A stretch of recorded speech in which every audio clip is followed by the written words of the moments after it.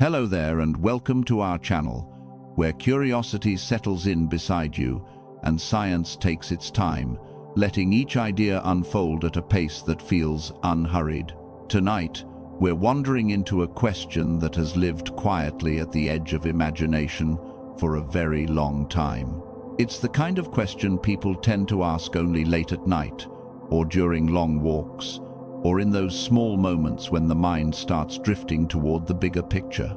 A question about the ground beneath you, about the layers hidden below stone and soil and history. A question that may seem simple at first, but grows the longer you hold it. What if humanity isn't Earth's first intelligent species? It sounds bold.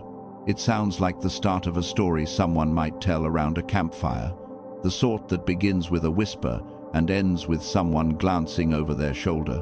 But when you look at the age of our planet and the scale of time it contains, the idea becomes less strange and more like a possibility worth exploring. Earth is 4.12 billion years old. Human civilization, even if we stretch the definition generously, is a blink by comparison. Almost everything that has ever lived, built, changed, and vanished existed long before us. And so the question isn't just imaginative, it's reasonable enough to pause over for a while. Before we wander too far, I'd love to know something simple. Where are you listening from tonight? And what does it feel like where you are right now? Maybe you're winding down after a busy day. Maybe you're easing into bed. Maybe you're sitting somewhere quiet, letting your thoughts slow, just enough for bigger ideas to settle. If you find this kind of gentle exploration soothing or interesting, or simply a comfortable way to drift into rest, I'd be so grateful if you left a like or subscribed. It helps this little corner of calm find others who might also need a slow, steady voice to guide them into sleep. So, settle in. Let the day soften a little. Let whatever you were thinking about before set itself gently to the side. Because this question, the one about whether we are truly the first thinking, tool-making, world-shaping species Earth has hosted, takes patience. It doesn't need big leaps. It just needs time to open. And the best place to begin is by taking a long, quiet look at the Earth beneath us. When you think about the history of life on this planet, it's easy to picture a neat timeline in your mind. Dinosaurs here, mammals there, humans appearing just before the present day. But real history isn't neat. It's scattered, layered, rearranged, swallowed by oceans, lifted by mountains, erased by erosion, melted by heat, and sometimes crushed beyond recognition. Entire periods of Earth's past are missing, not because nothing happened during them, but because time is relentless in the way it repaves the surface. If a species had risen to intelligence millions, or even hundreds of millions, of years ago, how would we know? What would survive long enough to find? Our most durable human structures crumble in a few thousand years. Metals corrode, plastics break down, roads collapse. Even skyscrapers wouldn't last long in geological time. Within millions of years, everything turns to dust or sediment or molten rock. So, the first step in considering whether another intelligent species might have come before us is accepting that the fossil record and the archaeological record are both tiny windows, narrow and fragile. They show us only what happened to survive under specific conditions that are rare. This doesn't mean earlier intelligent life did exist. It also doesn't mean it didn't. It simply means the door is not as tightly closed as we sometimes imagine. And once you allow yourself to look through that unlocked door, the world beneath your feet feels older, wider, and a little more mysterious. The Earth has undergone repeated cycles of catastrophe and renewal. Entire continents have sunk beneath the oceans. Vast layers of rock have been folded and broken. Ice ages have scraped landscapes down to the bedrock. Volcanoes have covered regions with lava thick enough to bury worlds. If a species had developed language, tools, societies, or even something like technology long before humans came along, its story might have been wiped clean more than once. Even now, we rarely find complete traces of ancient animals. We often find fragments, pieces of teeth, bits of skeletons, faint patterns pressed into stone. For every fossil we discover, there are countless species that left no trace at all. Life is abundant, fossils are rare, and civilizations, if they ever existed before ours, would be rarer still. Imagine for a moment that you were to build a city. You work hard on it. You stack stones. You lay paths. You construct structures, some tall and some small.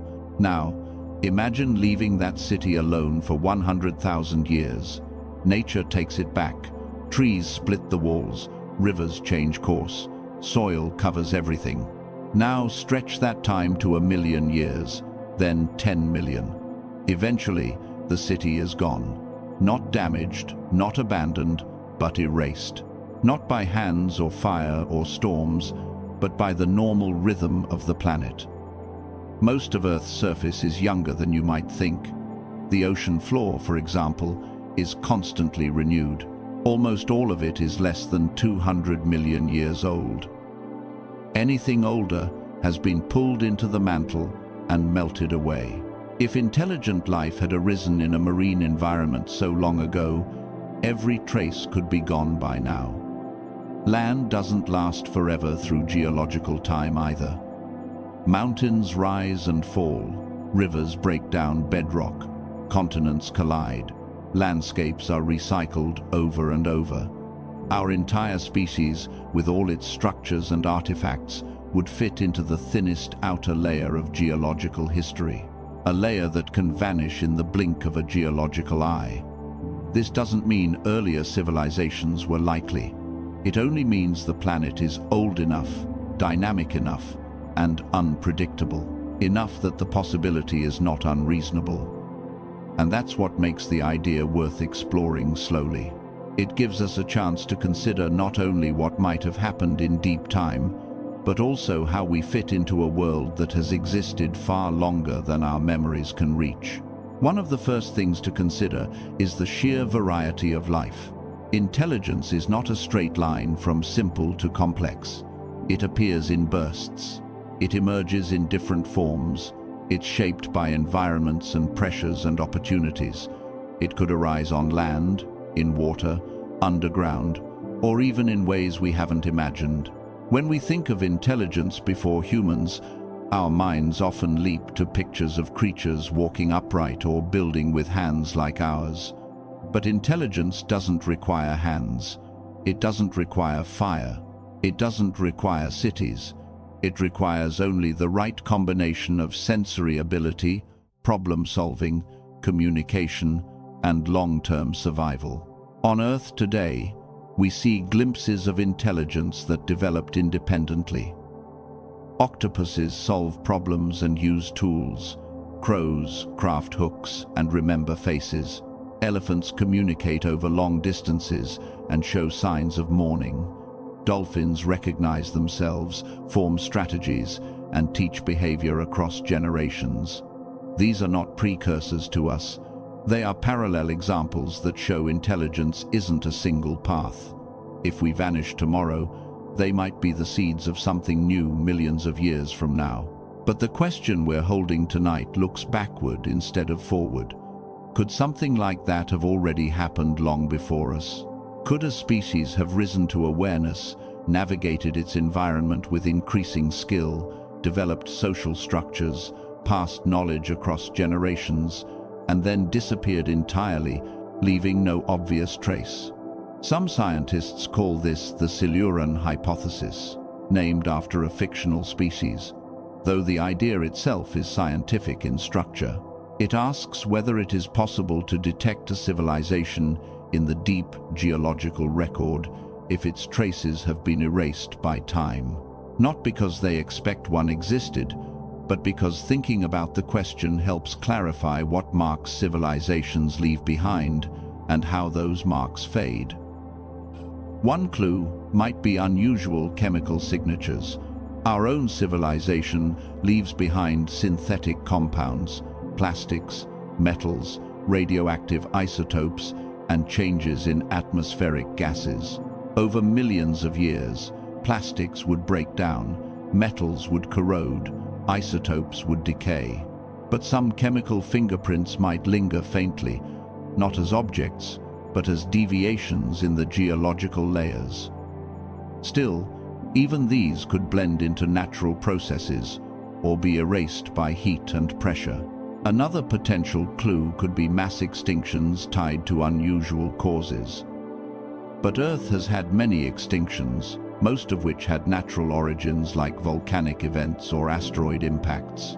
If an earlier civilization had caused environmental damage, it would be difficult to distinguish from other natural disruptions unless something very specific survived.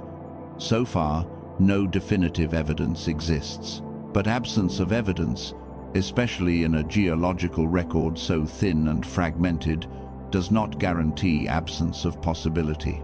Earth has room in its timeline for many stories, including ones that might have risen and ended long before the first mammals climbed down from the trees.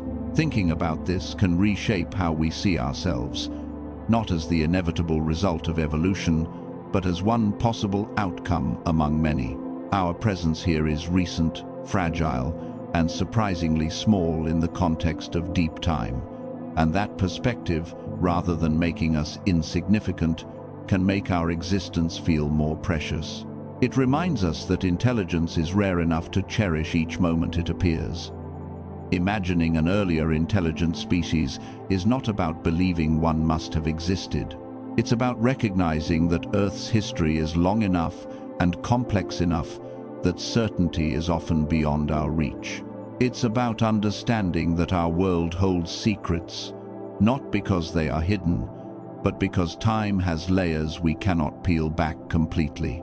And as we continue wandering through this idea, we can let the scale of it slow us. Let it stretch the mind gently.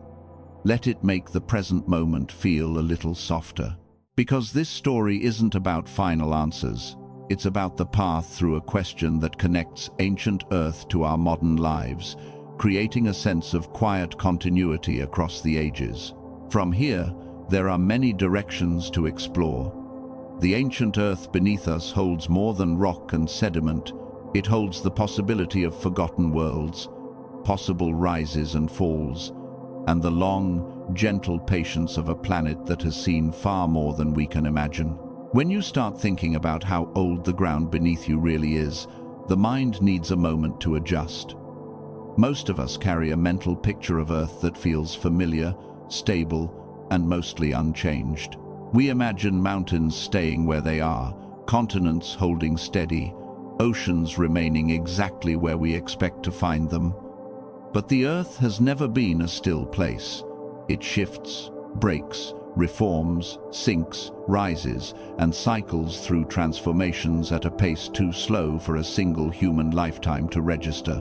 If you could watch millions of years unfold in the span of a few minutes, the planet would look nothing like the calm surface we take for granted. It would move like something alive, always reshaping itself, always rewriting its surface.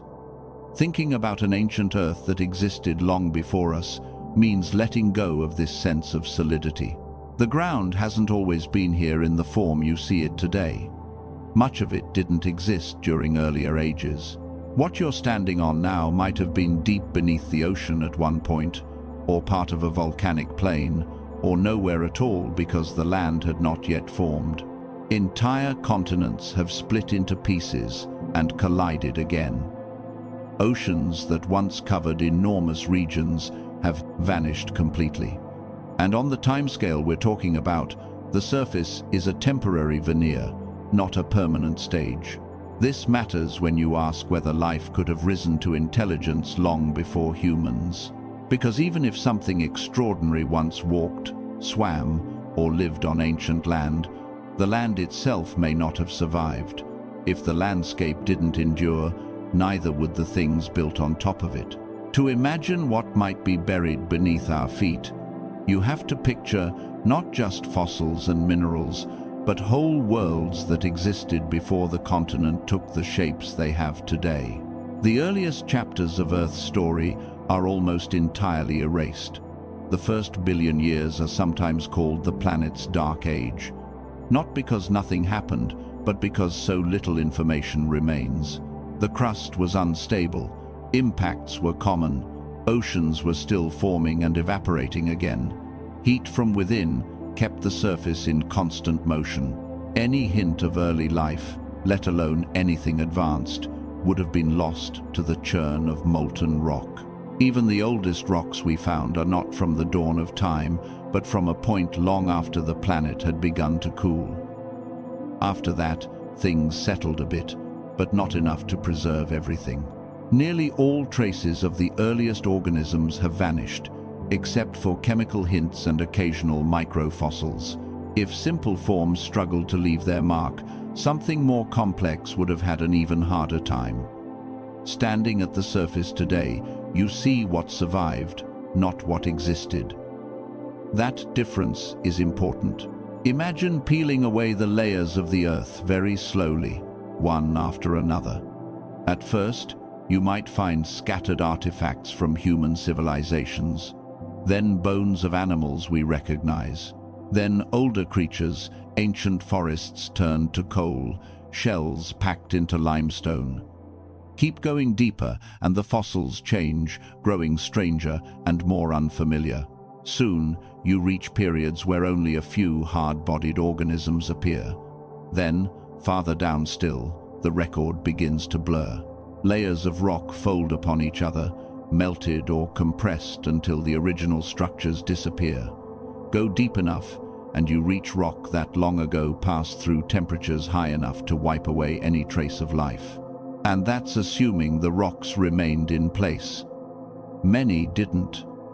Much of Earth's crust has been drawn into the mantle and recycled. The surface you see now is not the surface that existed hundreds of millions of years ago. It is the outcome of constant renewal. Ocean floors spread outward like conveyor belts and disappear at subduction zones. Mountain ranges erode until they flatten. Islands grow, split, sink, and vanish. What remains from earlier ages is scattered and incomplete. So when you think about whether intelligent life could have existed before humans, the question becomes less about what we found and more about what the planet has allowed to survive. Most of Earth's story has been lost not because it was hidden, but because it was overwritten by geological processes that continue every day. Our species arrived recently enough that the world still holds the imprint of our presence. But go back a few million years and even large structures would be gone. Extend that to tens of millions of years, and the odds of finding evidence drop close to zero. That perspective helps explain why even well-preserved fossils are rare. Fossilization requires very specific conditions. An organism must be buried quickly, usually in sediment or ash. It must avoid scavengers, decay, and disturbance. Minerals must replace or encase the remains. Geological pressure must not destroy them. And even if all that happens, the fossil still has to be discovered by someone able to recognize it. The result is a record made of lucky events. Now, imagine trying to find the remains of an intelligent species that lived, thrived, and vanished hundreds of millions of years ago. Their tools would decay, their shelters would collapse, their cities would crumble, metals would oxidize, organic materials would decompose. Even if they left behind objects of extraordinary durability, those objects would have to survive long enough to be incorporated into the right layers, in the right conditions, and then reappear at the surface without being destroyed by heat or pressure. It's not impossible, but it's unlikely enough that the absence of artifacts doesn't tell us much. The Earth is full of gaps, whole eras are missing, sediment layers that should exist don't. Rocks from certain times are found in only a few locations, or not at all. Each gap is like a blank page in a book where the story continues, but the text is gone. Some pages were never written, others were erased. When geologists look at a cliff face or a canyon wall, they see this pattern everywhere. Layers that should connect sometimes don't. A smooth line of rock may hide a sudden jump in time where millions of years are missing. Those missing layers are where imagination fits most easily. Not because we want to fill them with speculation, but because the reality is that anything could have happened during those intervals. Life could have flourished, changed, evolved, or disappeared, and we would never know. That doesn't mean earlier intelligent species existed. It simply means the possibility isn't closed by the data we have. When people imagine ancient intelligent species, they often picture something humanoid or something large and imposing. But intelligence doesn't require a human shape. It doesn't require hands or fire or tools made from metal. It could arise in bodies suited for climbing trees or swimming in ocean underground systems.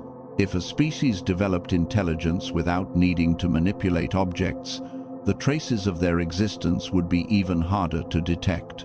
Consider animals alive today that show complex behaviors without leaving physical traces.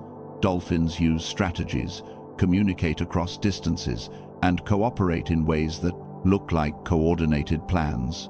Yet, they leave little behind for anyone to find. Elephants remember paths and water sources across decades, but leave no written records. Octopuses open containers, escape enclosures, and solve puzzles. Yet, the only trace they might leave in the distant future is a shell from a species that has one. Intelligence doesn't require permanence. The Earth holds so many environments that could have supported forms of intelligence we wouldn't immediately recognize. Ancient coastlines, long since submerged or transformed, might once have been home to creatures with the capacity for learning and coordination. Forests now turned to coal may have sheltered species with a growing awareness of their surroundings. Grasslands we no longer see might once have supported animals whose communication systems never left a fossil trace.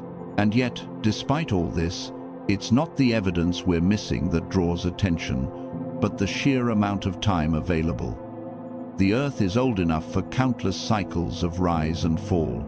The dinosaurs ruled for over 150 million years. Mammals have been around for tens of millions. Humans, depending on how you define us, emerged only a few 100,000 years ago. Our entire story fits into a tiny space at the end of a very long timeline. When you broaden your view to the entire history of life, humans are not the expected endpoint. We are an outlier, a newly arrived species standing on ground shaped by countless events we never witnessed.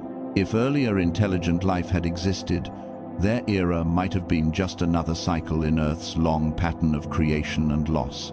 Their rise might have come and gone during a time when the continents were arranged differently. They might have lived on land that no longer exists. Their world could have been destroyed by natural disaster, leaving only subtle hints that blend into the geological background. Or they might have vanished gradually, leaving nothing behind but altered ecosystems that eventually changed again. Thinking about these possibilities doesn't require imagination running wild. It only requires recognizing how little of Earth's past we can access. The stones and sediment beneath us hold memories, but most of those memories are fragmented. They show glimpses of life rather than the full story. They preserve moments, not the entire narrative. What makes this interesting is not the idea of uncovering some hidden ancient civilization. It's the realization that our relationship with Earth is shaped by the tiny window of time we occupy. We see ourselves as the first beings to ask questions about the planet, but we don't know whether that's true. We see ourselves as the first species capable of shaping environments on a global scale, but we can't say with certainty that nothing similar ever happened before. The deeper you look into Earth's history, the more you start noticing how much has already been erased. The ocean floor that existed 300 million years ago is completely gone. The surface that supported the earliest forests has crumbled. Mountain ranges from ancient times have been reduced to pebbles. Entire environments have vanished without a trace. The Earth is a place where loss is normal, and survival of evidence is rare. And yet, even with so much missing, the planet still offers enough clues to tell us that life has been experimenting with countless forms for billions of years. Intelligence might be one of those experiments. It might not be unique to humans. It might have appeared, disappeared, and reappeared across different eras. Or humans may be the first to reach this level of complexity. We simply don't know. As you keep exploring this thought, you may find your mind drifting to the surface again, wondering how much of what we have built will endure. Our presence on the planet feels significant to us, but in the larger story of Earth, it is still a new chapter. When you begin thinking about how intelligence appears on a planet, it's easy to picture it as a single event, something that happens once and then moves steadily in one direction. Human history reinforces this idea because our own rise seems so dramatic and recent. But evolution doesn't follow a straight line. It moves in many directions at once, shaped by chance, environment, opportunity, and pressures that shift constantly. When you step back and look at the full span of Earth's history, the emergence of intelligence doesn't feel like a rare spark that flickered once. It feels more like something that could happen many times under the right conditions. Life has been experimenting since the moment it began. Even simple organisms show signs of problem-solving, adaptation, and learning. The early Earth was full of challenges, from shifting climates to unstable environments, and every living thing had to respond in ways that helped it survive. Over time, these responses became more complex. Senses sharpened, nervous systems expanded, bodies adapted to new habitats. Communication appeared in many forms. These weren't steps toward humans. They were steps toward whatever worked for each species at that moment. When you look at intelligence this way, it becomes less about achieving something and more about extending the ability to navigate the world. Different animals show different pieces of intelligence today. Some communicate with nuance, some solve puzzles, some plan for the future, some work together in structured ways. None of these abilities belong solely to us, and they suggest that the potential for intelligence lies in many branches of the evolutionary tree, not just the one that eventually led to humans. If you imagine Earth long before our species existed, the possibilities widen. Life wasn't confined to one path. It spread into oceans, swamps, forests, plains, shallow seas, deep trenches, small islands, and vast continents. In each place, different creatures faced different pressures. Some evolved speed, some developed camouflage, some relied on strength, others grew more aware of their surroundings. Intelligence isn't a destination, but a tool, and tools arise whenever they provide an advantage. Consider animals alive today whose intelligence developed separately from ours. Octopuses evolved with completely different bodies, senses, and lifestyles. Yet, they show remarkable problem-solving abilities. They can open containers, navigate mazes, escape enclosures, and manipulate objects with coordinated precision. Their ancestors diverge from the lineage that led to humans hundreds of millions of years ago. Their minds evolved in an entirely different environment, one without fire, without land, and without the things we associate with technological progress. Yet, they reached a level of awareness that feels familiar in some ways. Crows and other corvids show another example. They make tools, recognize faces, and demonstrate an understanding of cause and effect. Their intelligence evolved from ancestors, nothing like ours. And then there are elephants, with their social complexity and remarkable memories. Dolphins communicate in patterns we are still trying to interpret. Bees perform dances that convey information about distance and direction. These examples don't tell us that these species are on their way to building cities or machines. They tell us that intelligence is not a single path. It's an option nature can explore whenever it suits the environment. If intelligence can arise independently in so many modern species, it becomes easier to imagine how many times it might have emerged in the distant past. Some might have developed forms of intelligence that didn't rely on tools or structures. Others might have created objects or systems that left no trace for us to find. Some might have reached a level of complexity we can barely imagine, only to be erased by time, by disaster, or by the slow reshaping of Earth's surface. The question isn't just whether intelligence could appear more than once. It's how often it might have emerged without leaving the kind of evidence we would recognize. When people think about past intelligent species, they often imagine things similar to humans. But intelligence is broader than that. It could look like animals capable of planning, coordinating, and communicating in advanced ways. It could involve creatures that built structures out of materials that decompose quickly. It could belong to species that lived in environments where preservation is extremely rare. Most fossils come from areas where sediment collects. Bones, shells, and hard structures survive best when buried quickly. But many environments where intelligent behavior might arise, dense forests, wetlands, coastal areas, or shallow waters, are places where remains break down fast. Even today, animals living in those regions leave few long-term traces. If an intelligent species had evolved in a rainforest millions of years ago, it could have lived and thrived without leaving anything behind except occasional fragments that never fossilized. A species that lived along a coastline during a time when sea levels were different might now be buried underwater or lost beneath layers of newer sediment. And then there's the issue of duration. Humans went from stone tools to global communication in just a few thousand years. If another intelligent species had existed for a brief period, say tens of thousands or even a few million years, that span would be almost invisible in the geological record unless conditions were perfect for preservation. Many species come and go without leaving much evidence. Intelligence doesn't guarantee visibility. Something else to consider is the size of the population. Humans are widespread, but earlier intelligent species might have been few in number or confined to limited regions.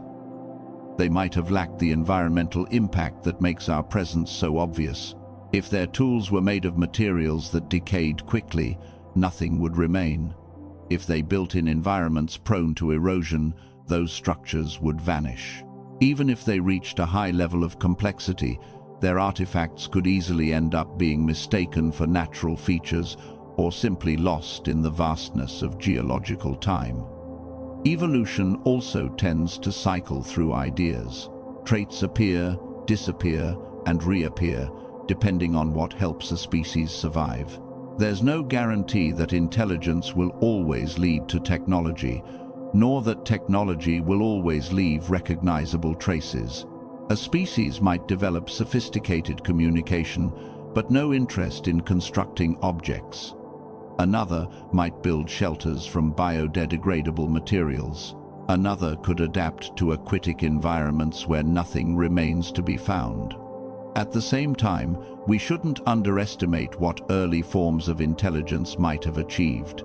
Some species today, despite lacking hands or tools, demonstrate advanced social behavior. Orcas coordinate hunting strategies using complex signals. Ants build vast underground colonies. Termites maintain ventilation in their mounds without conscious planning. Intelligence isn't required for all of these behaviors, but the underlying systems show how life experiments with organization, cooperation, and problem-solving. If intelligence can arise from these foundations, then the idea that Earth might have hosted more than one intelligent lineage becomes more plausible. Not as a statement of fact, but as a possibility. Each time life faced a new challenge, a shift in climate, or a dramatic environmental change, new opportunities emerged for different forms of awareness to develop. Some species might have reached a stage where they shaped their surroundings in subtle ways.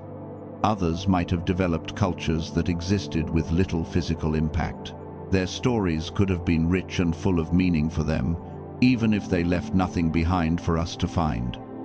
When you think of intelligence rising more than once, it's not about imagining a world filled with advanced technology. It's about recognizing the evolutionary potential within life itself. Intelligence is a strategy. It helps with survival, communication, navigation, and problem-solving. Given enough time, enough environmental variation, and enough opportunity, it's reasonable to think the planet could host multiple waves of cognitive development. We see hints of this in the repeated emergence of traits across species. Eyes have evolved independently many times. Flight appeared in insects, birds, pterosaurs, and bats. Aquatic animals moved on to land, and land animals returned to water. Structures that look similar can arise from completely different origins. Nature solves problems using whatever materials it has, and it often reaches similar solutions through different paths.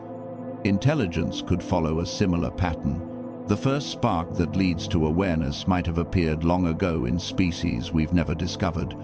Some could have been small social creatures that communicated in ways we would not recognize. Others might have lived in the oceans where evidence rarely survives. Some might have formed communities that lasted for millennia before being disrupted by natural events. Their entire existence might occupy only a small corner of Earth's history. Yet that small span could have held generations of memory, knowledge, and experience. One important point is that intelligence doesn't need to move toward technology. Humans develop tools shaped from stone, but other species might not need external objects. They might rely on memory, vocalizations, or social systems instead. They might adapt physically in ways that reduce the need for tools. They might develop forms of cooperation that don't leave artifacts. A species that became highly intelligent without ever shifting toward material culture would leave almost no trace. Another idea worth considering is the scale at which intelligence operates. We often think of consciousness at the level of an individual, but in nature, many species behave in ways that resemble collective intelligence. Ant colonies function like a coordinated system. Flocks of birds and schools of fish move with patterns that emerge from simple rules. These groups respond to their environments effectively without requiring each individual to understand the whole system. An earlier species could have developed a form of collective decision sophisticated enough to solve complex problems. Even if no single member possessed what we would call advanced intelligence, their impact might have been real, even if the geological record holds nothing to show for it. All of this brings us back to the central idea that intelligence rising more than once is not only plausible, but consistent with what we know about evolution. The Earth is old enough, varied enough, and full of enough environmental pressures to allow multiple attempts at building awareness. Some may have succeeded briefly. Some may have developed in ways we wouldn't immediately recognize. Some may have been erased entirely by the shifting of continents or the grinding movement of glaciers. Thinking about these possibilities doesn't change what we know for certain, but it widens the frame through which we see ourselves. Humans are part of a long, continuous stream of life that has been adapting for billions of years. Our intelligence is one expression of that stream, not the only one that could have emerged. Considering other sparks of awareness in Earth's past encourages us to appreciate how rare and fragile intelligence can be. It helps us understand that our own rise is not guaranteed to be permanent. When you picture a civilization, the mind usually jumps to something familiar. Streets, structures, gatherings of individuals working together, tools used for shaping the environment, patterns of behavior that pass from one generation to the next. These are the things we associate with our own society, and it's natural to use them as the basis for imagining anything else that might have existed. But thinking about civilizations that could have risen long before humans means putting aside the versions we know and considering something that might look very different. The deeper the timeline stretches, the more the idea of a civilization becomes broader, less tied to specific images, and more about the underlying behavior that makes any society function. When we talk about civilizations before memory, we're talking about possibilities so far removed from our timeline that even the most basic evidence may be gone. Human memory covers only a small portion of Earth's history. Written records are recent, oral traditions reach back farther, but even the longest cultural stories represent only a thin slice of time. Everything beyond that relies on the geological record, which is incomplete, uneven, and shaped by forces that care nothing for what lived or built or thought. So the question becomes, if there were civilizations long before humans, what would they have looked like, and why would we expect their remains to be preserved? The honest answer is that we can't expect it. The odds are stacked against preservation. Most materials used by living organisms break down rapidly, especially in warm or wet environments. Even stone structures erode, metals corrode, complex materials degrade. On the scale of millions of years, an entire culture could vanish without leaving anything recognizable behind. But that doesn't mean the story would be empty. Civilizations don't require stone or metal to exist. They require shared behavior, communication, coordinated action, and the passing of knowledge across generations. Those things can take many forms. A species could develop complex society without ever producing lasting artifacts. Their technology, if they had such a thing, might not resemble ours. Their structures might have been built from organic materials that decayed quickly. They might have lived in environments where nothing fossilizes. They might have shaped their world subtly in ways that disappear over time. One possibility is that earlier civilizations could have formed in regions where geological processes are especially active. Coastlines shift constantly. Forests come and go. Wetlands expand and contract. Volcanoes bury entire landscapes. Rivers carve through layers, moving sediment from one place to another. If a society thrived in any of these areas, its traces might be buried, eroded, or recycled into new landforms.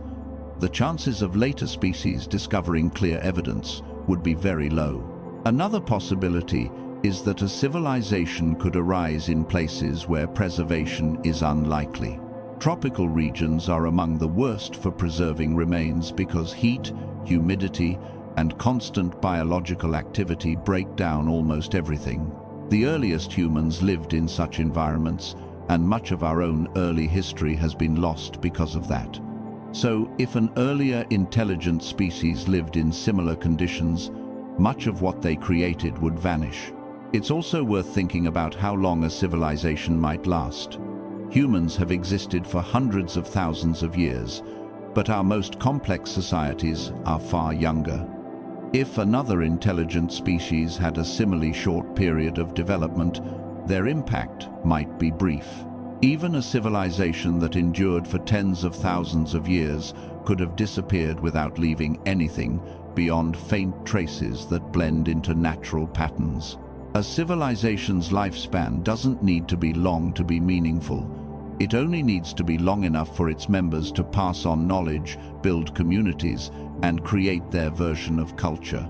Something else to consider is how different their priorities might have been. Our own society values written language, architecture, agriculture, and technology. These leave marks on the planet. But other species might prioritize different things. A civilization could focus on social bonds, communication, or mobile, flexible structures that move with the environment. They might not build permanent settlements. Their culture might be encoded in behavior rather than objects. They might create music, rituals, or oral histories instead of physical artifacts. Such things would not survive deep time. Some modern animals have complex social structures that function like early forms of civilization. They cooperate, share tasks, and teach skills. Bees create networks of communication that guide their entire hive. Termites build structures with climate control. Dolphins use coordinated strategies in large groups. Elephants pass down knowledge across generations. None of these activities leave behind records we could identify in the distant future, except in rare cases.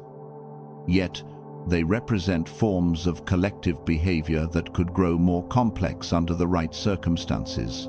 If an ancient species developed a level of intelligence similar to dolphins or elephants, but went a few steps further, they might have created a society without ever producing durable objects. Their progress might not be visible to modern eyes. It might exist only in the relationships they formed, the decisions they made, and the knowledge they shared. And all of that could disappear without leaving a trace. Another idea worth exploring is that advanced civilizations could rise without ever developing technologies we would recognize. Humans developed tools early in our history because our bodies are suited to manipulating objects. But an aquatic species with no hands might develop intelligence in a completely different direction. They might excel at communication, memory, and coordination instead of physical construction. An underground species might focus on navigation, spatial awareness, and community resilience rather than building complex structures on the surface. Their achievements might be impressive within their environment, yet remain invisible millions of years later. Some species might even develop forms of culture that are largely behavioral. They might create traditions, rituals, patterns of movement, or systems of teaching that pass knowledge across generations. These forms of civilization would be rich and meaningful to them, but would leave nothing detectable in rock or soil. It's also possible that earlier civilizations faced limitations that prevented them from expanding or leaving widespread impact. They might have lived in isolated regions far from areas that later became centers of preservation. They might have been affected by environmental changes that forced them to remain small in number. Or they might have evolved in ways that made them cautious or adaptive rather than expansionist. Not every intelligent species seeks to reshape its world dramatically. No matter how advanced a civilization becomes, it has to contend with nature. Earth's climate has shifted dramatically over millions of years. Ice ages have covered continents. Oceans have risen and fallen. Asteroid impacts have altered ecosystems. Massive volcanic eruptions have changed atmospheric composition. These events can erase entire cultures. Even a highly advanced species might be vulnerable to sudden environmental change. Their cities or structures could be buried, flooded, burned, or crushed. Over geological timescales, even the deepest ruins eventually break down. The oldest structures humans have built are tiny compared to the age of the Earth. They survive only because they exist in the right environments. If earlier civilizations survived their own eras, their remains might still vanish simply because enough time has passed. Earth's surface is constantly being renewed. If their artifacts were buried in sediment, they might now lie far beneath accessible layers. If their structures were on ocean floors, they might have been subducted into the mantle.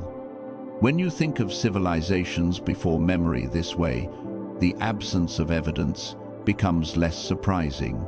It doesn't confirm that such civilizations existed, but it doesn't rule them out either. The planet is vast. The past is long. The surface older civilizations might have occupied may not even exist anymore. All the continents we see today were once arranged differently. Large portions of the planet's surface have been recycled multiple times.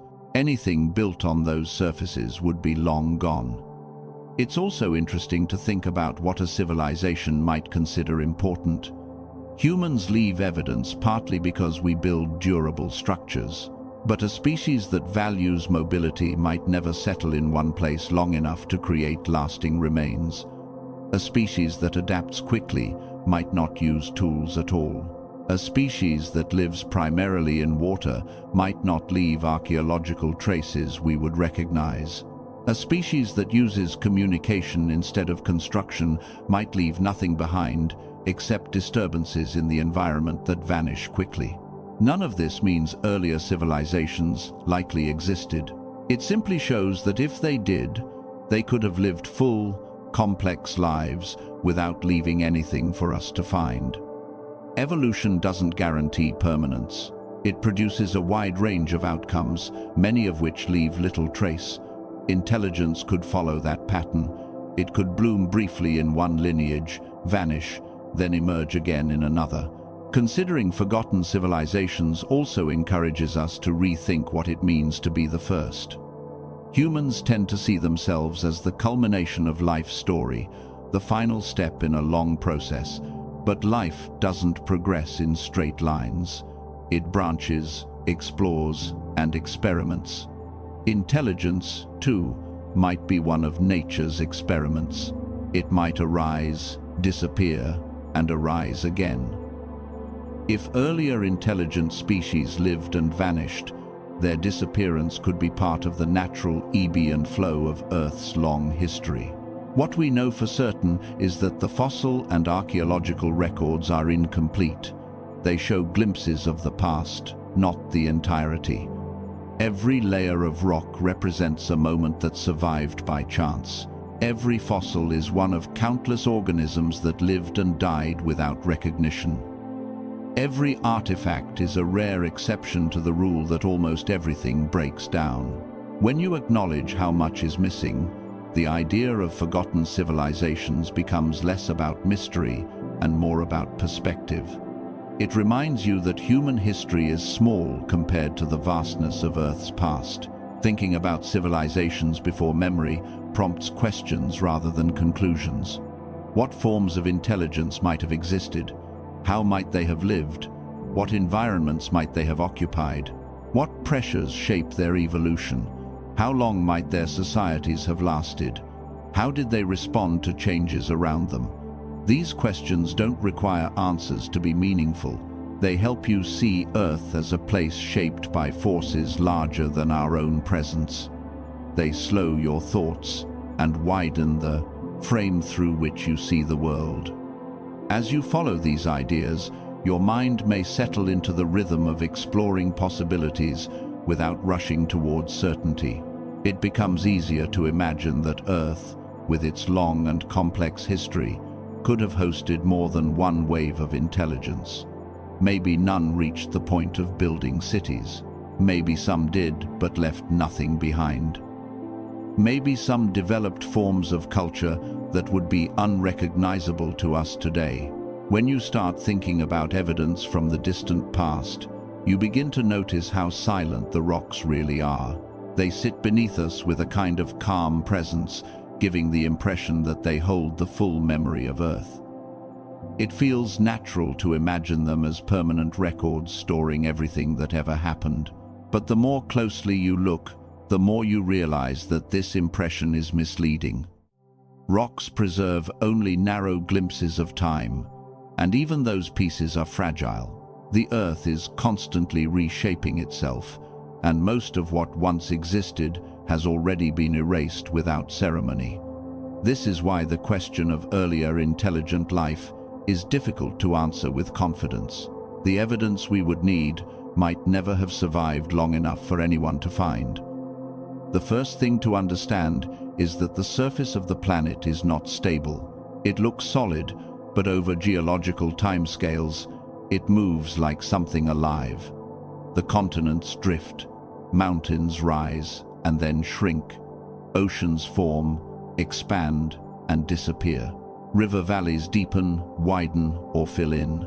Wind and water carve the land into new shapes. Volcanic eruptions cover entire regions with new rock. Earthquakes crack and shift the crust. What seems unchanging in a lifetime is constantly shifting when viewed across millions of years. With that in mind, imagine trying to preserve a memory on a surface that refuses to stay still. Even large structures, if left alone long enough, will stop being structures and start becoming part of the landscape. A city left unused eventually collapses. Vegetation takes over. Soil forms on top of the ruins. The stone cracks. Rain breaks it down. Within a few thousand years, the city becomes a faint outline. Within a few million years, even that outline is likely gone. The rock beneath might transform. Pressure might fold the layers. Heat might melt them. The surface could end up several kilometers below what is now ground level. When geologists search for traces of early life, they're often looking at layers that survived by accident. One of the reasons evidence doesn't survive is erosion. Water, wind, temperature changes, and biological activity work constantly to wear away anything exposed at the surface. Rock breaks apart. Soil shifts. Organic materials decay quickly. Even metals corrode. Over long periods, erosion removes entire layers of sediment. It doesn't just damage evidence, it eliminates it entirely. Archaeological sites from just a few thousand years ago can be lost when rivers shift or coastlines erode. Over millions of years, erosion becomes one of the strongest forces on the planet. It consumes everything that isn't protected deep below ground or buried quickly under stable conditions. Another reason is subduction. Much of the Earth's crust is recycled through plate tectonics. Oceanic crust in particular is pulled downward into the mantle and melted. This process erases entire landscapes. Anything that existed on the ocean floor more than 200 million years ago has been destroyed. That includes minerals, sediments, fossils, artifacts, and any hypothetical structures or traces of civilization. Even continents can lose portions of their crust through subduction. If earlier intelligent life had lived near coastlines, on islands, or in regions later absorbed into subduction zones, the evidence would now be gone.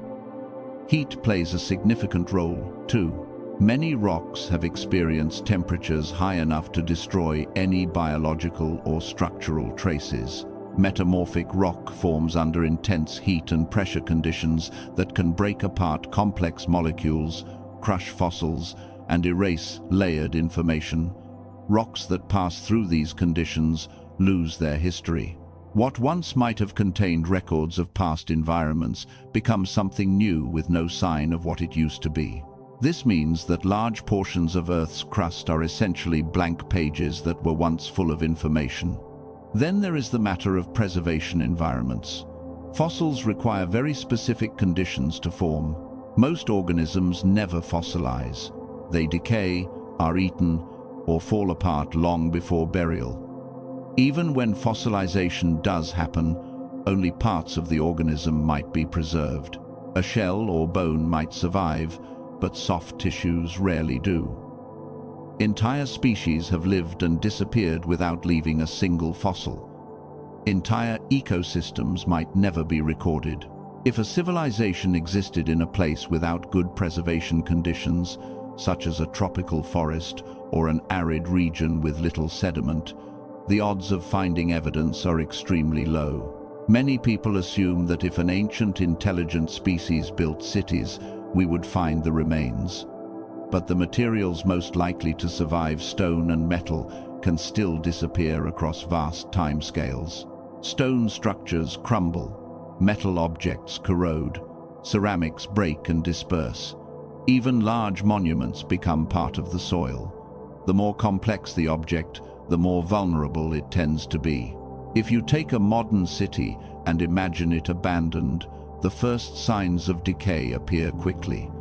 A century after abandonment, buildings collapse. 10,000 years later, almost nothing recognizable remains.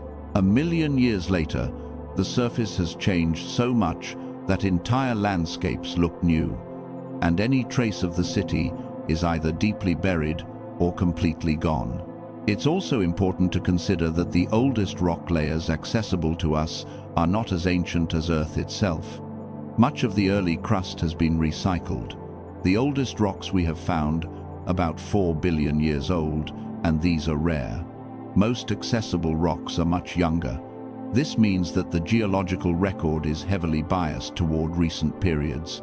If a civilization had existed hundreds of millions of years ago, we might access only fragmentary evidence.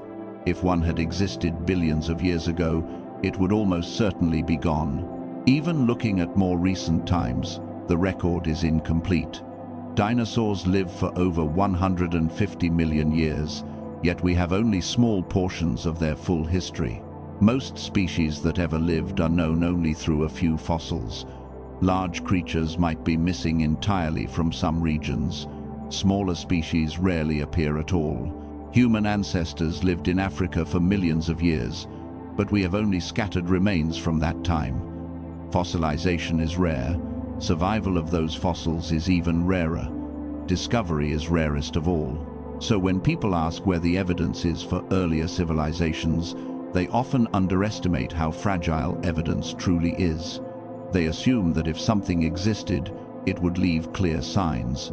But that assumption relies on the idea that the Earth is a stable archive. It's not. The planet is dynamic and unforgiving to the materials that civilizations produce. Time is a powerful eraser, and the longer the interval, the more thorough the eraser. Another important factor is that even if evidence survives, we might not recognize it. Some traces might appear natural. Artifacts could be mistaken for odd mineral formations. Structures might look like geological patterns. Chemical fingerprints might blend into natural processes. A civilization with technology very different from ours might leave signals we don't know how to interpret. Archaeology relies on context, and context rarely survives deep time. A manufactured object found alone might look like an unusual stone. A pattern carved into rock might be dismissed as a natural fracture. Without consistent signs across multiple locations, identifying something as artificial is difficult. Consider how much debate surrounds certain unusual geological formations today, even those only a few thousand years old.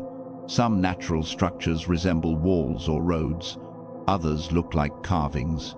Without clear context, distinguishing between natural and artificial features becomes almost impossible. Multiply that challenge across millions of years, and the problem becomes enormous.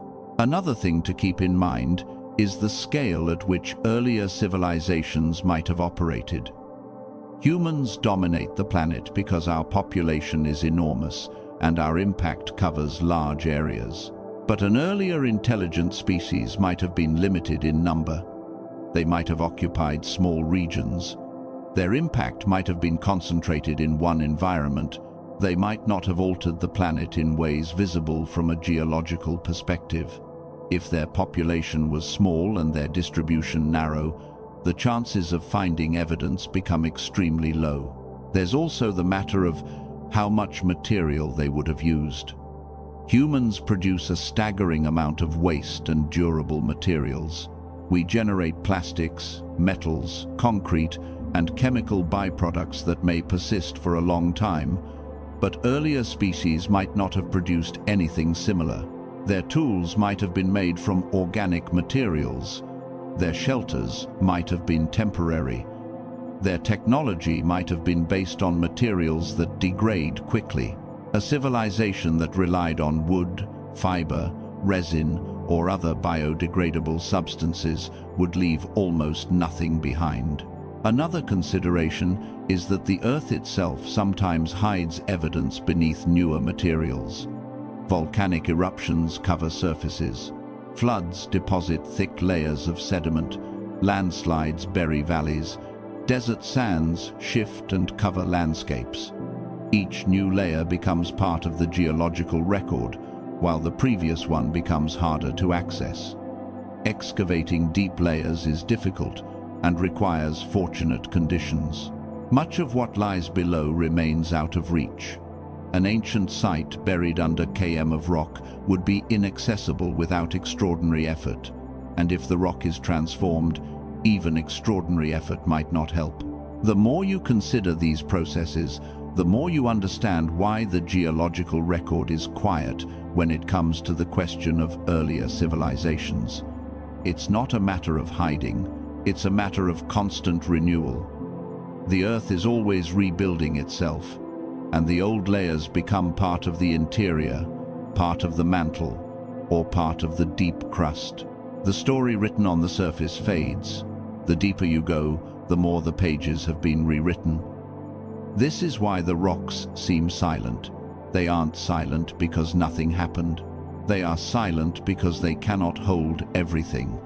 Even the traces that do survive often require careful interpretation. A single anomaly in a rock layer might mean many things. A spike in a chemical might come from natural processes. A disturbance in sediments might result from unusual weather. Patterns that look artificial might be natural formations shaped by erosion or mineral growth.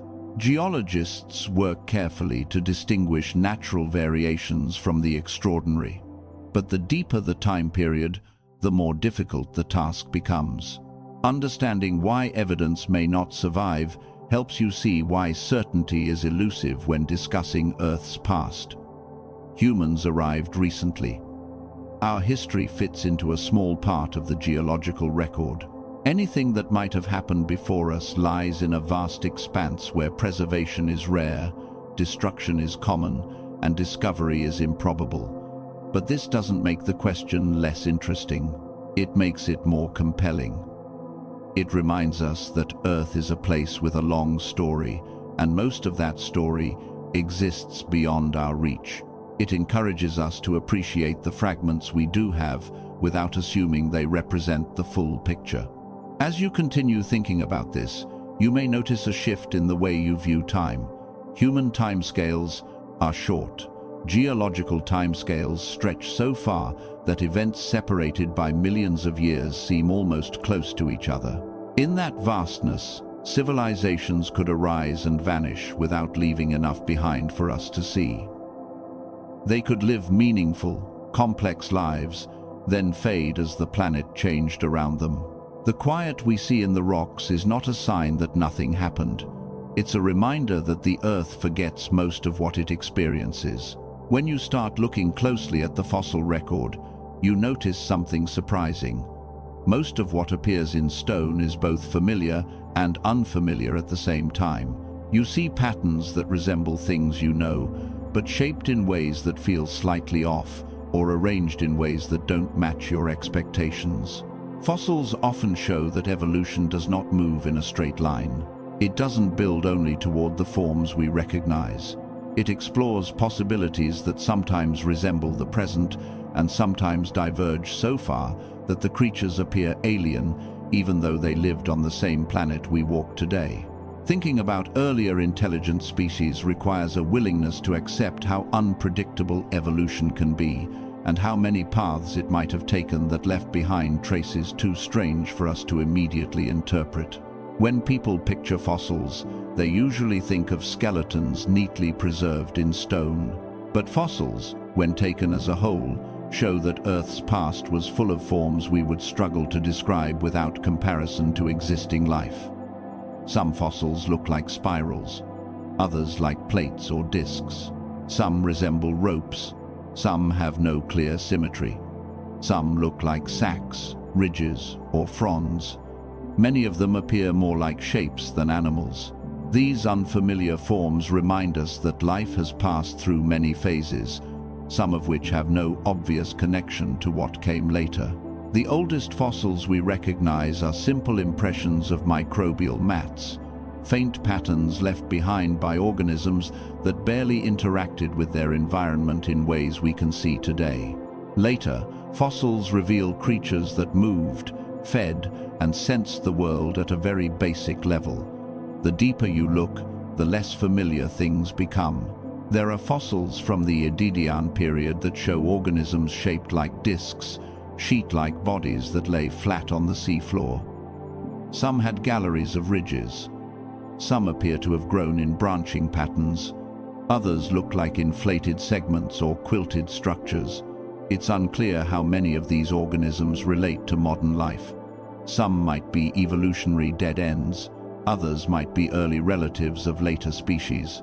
But their presence shows that evolution is capable of producing shapes and systems so different from ours that recognizing intelligence within them would be almost impossible. As you move forward in time, the Cambrian period introduces creatures with claws, armor, stalked eyes, segmented bodies, and limbs that fold in unfamiliar ways. Some had mouths lined with sharp structures arranged in circles. Others had flaps that may have been used for movement. Some had spines extending from their bodies in patterns we can't easily compare to existing animals. These fossils remind us that evolution experiments constantly. It doesn't follow a single design. It produces wildly different forms depending on the environment and selective pressures.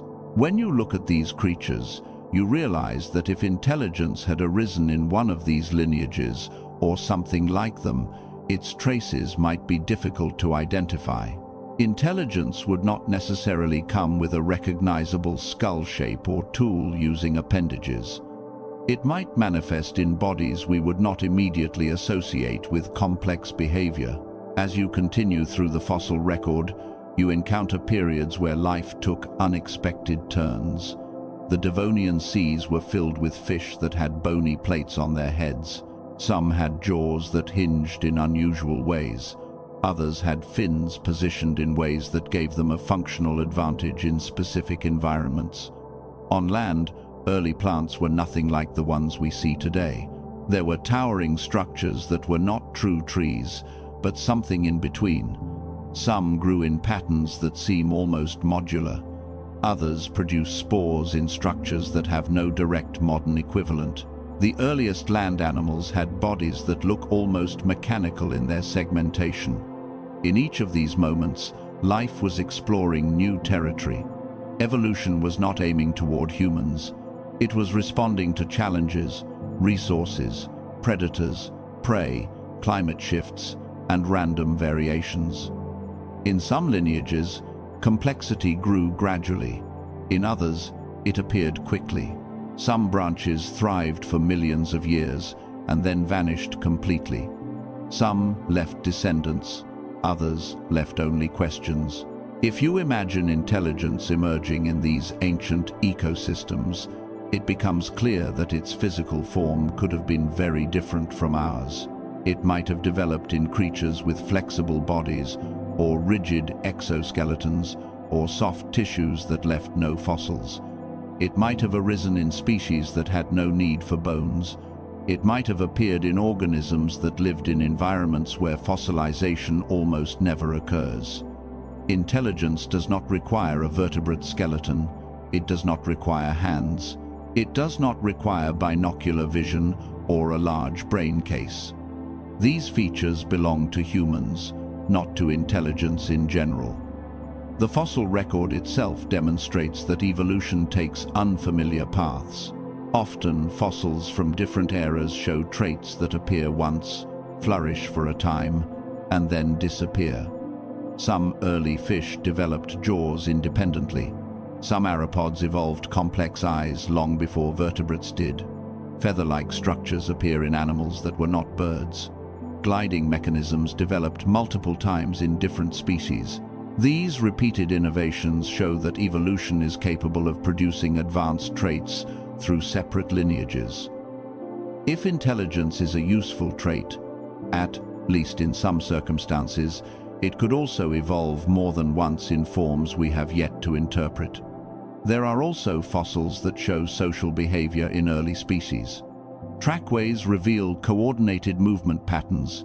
Certain nests show signs of parental care. Some fossils preserve multiple individuals together, suggesting group activity. These behaviors indicate the early presence of cooperation and communication, two of the key ingredients for civilization. But because the creatures involved were so different from anything living today, their potential intelligence might not be obvious. A social insect from millions of years ago might not leave behind evidence of learning, memory, or problem-solving.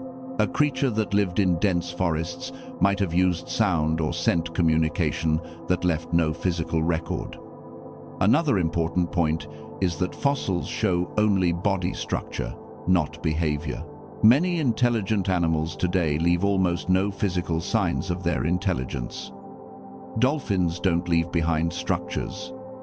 Elephants don't leave detailed artifacts. Crows leave nothing that would survive deep time. Even humans, if you looked only at our bones, might not appear obviously intelligent without the context of our tools and structures. Creature with a unique evolutionary path might have had intelligence that does not show up in its fossils at all. Brain size can be suggested by skull shape, but intelligence is not only about brain size, it's about complexity, connectivity, and behavior. Fossils cannot capture those features. Many fossils also lack detail. They're often incomplete, fragmented, or distorted by pressure. Soft tissues rarely survive. Any sign of advanced sensory structures might be lost. Subtle features in limbs or joints might not be preserved. Without these details, determining capabilities becomes guesswork. A species could have had advanced manipulation abilities or complex communication mechanisms that left no trace on its skeleton. We cannot assume that unfamiliar fossils represent simple creatures. Complexity can hide in the soft tissues that erosion and geological processes erase. Some fossils look so strange that scientists still debate their classification. There are organisms like Hallucinia, with spines arranged in ways that confused researchers for decades. There are ribbon-like creatures that don't fit into known categories. There are fossils that appear as if evolution tried several different approaches to limbs, body plans, and sensory organs. These oddities show that life has gone through phases where experimentation was the rule rather than the exception. If intelligence developed during one of these phases, we might struggle to recognize the physical form connected to it. The fossil record also contains long periods where species appear suddenly and disappear just as quickly. Some animals seem to burst onto the scene with little warning and then vanish without clear descendants. These rapid appearances and disappearances could represent evolutionary innovations that either succeeded briefly or failed due to shifting environmental pressures. If a species with potential intelligence arose during one of these bursts, its impact might have been brief. It might have had a window of opportunity to develop complex behaviors before being pushed aside by competition or environmental change. Its fossils might be rare, scattered, or misinterpreted. Something else to consider is that fossils represent only organisms with hard parts. Soft-bodied animals are vastly underrepresented. Most soft-bodied creatures leave no trace unless buried under exceptional conditions. This means that entire groups of ancient animals might have had complex behaviors that we'll never know about. If a soft-bodied species developed intelligence, it might have left almost nothing behind. Its presence might have been significant in its environment, but invisible in the fossil record. Some fossils also show signs of tool-like structures, though these might be adaptations rather than manufactured items. Certain ancient species had specialized appendages that acted like pincers or digging tools. Others had limbs that could grasp or manipulate.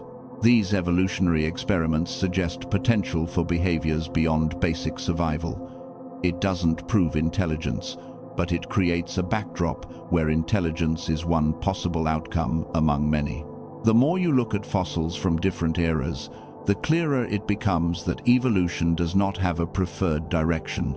It produces diversity that spans far beyond what we see today. Some ancient creatures might appear strange to us, not because they were primitive, but because their evolutionary paths were unlike ours. If intelligence rose in one of those paths, its physical form and behavioral expressions might not resemble anything familiar. It might have used senses we don't possess. It might have communicated through methods we don't understand. It might have organized its society in ways that would seem unusual to us, but perfectly natural to them. This leads to another question. What would a fossil of an intelligent species even look like? Humans have large skulls relative to our body size, but that is one solution among many. Birds have high intelligence relative to their brain size. Cephalopods use distributed neural systems. Some mammals rely heavily on social learning rather than physical manipulation. Intelligence doesn't require a specific shape. If you found only the bones of a dolphin or a crow, would you recognize their intelligence without additional context? Probably not. If fossils of earlier intelligent species exist, they might look ordinary without the behavior that made them exceptional. The more unfamiliar the fossils, the more difficult the interpretation becomes. Evolutionary paths that diverge significantly from our own might produce structures that have no parallel in living organisms. Scientists can only classify fossils based on what they observe in modern species. Anything too unusual becomes a mystery or a category of its own. The fossil record is full of such mysteries. Some have been resolved, others remain open questions. The presence of strange fossils doesn't indicate intelligence, but it does highlight gaps in our understanding. These gaps are where the possibility of earlier intelligent species could fit, not as proof, but as a reminder of how much we don't know. When you consider all of this together, the fossil record becomes something other than a clear map of evolution. It becomes a collection of snapshots taken at irregular intervals, shaped by specific conditions, missing most of the story. The creatures we see in fossils represent only a fraction of the life that existed. The rest is gone. Not because it was unimportant, but because preservation requires luck. If intelligence arose in one of those missing branches, the silence of the fossils would not contradict its existence. It would simply reflect the fact that fossils rarely capture behavior and even more rarely capture the most complex aspects of life. This perspective helps you see why the question of ancient intelligent species remains open. The strangeness of many fossils shows that evolution has taken paths we still struggle to interpret.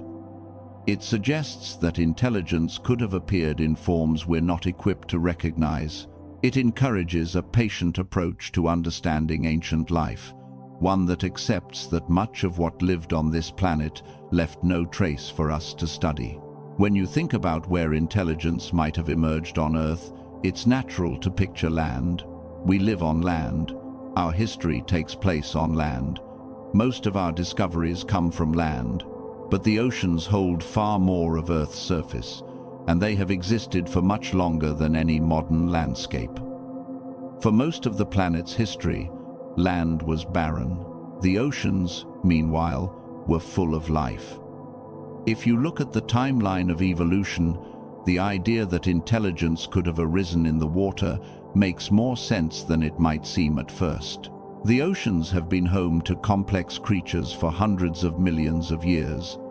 They have stability in some places and constant change in others. They offer ecosystems rich enough to support many forms of learning and problem solving. And importantly, they break down evidence quickly, leaving very little behind for future generations to find. This combination of long history, environmental diversity, and poor preservation makes the oceans a prime place to consider when imagining earlier intelligent species. Not because we assume any existed, but because the conditions there could have supported them. And if such species ever rose to intelligence, the chances of finding their traces would be extremely low. One of the key differences between ocean life and land life is the role of fire. Humans depend heavily on fire for technology, cooking, metallurgy, and construction. Fire shapes our progress.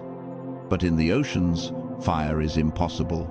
Any intelligent species living underwater would have to develop without it. This requirement changes what technology could look like. It changes how tools might be made. It changes how structures might form, and it changes what traces such a species might leave behind. When you picture an intelligent aquatic species, it helps to set aside human-like assumptions. They would not need fire to cook. They would not need warmth from flames. They would not use fire to harden materials or shape metals. Anything they created would have to rely on materials available underwater. Many of those materials are soft, biodegradable, or easily eroded.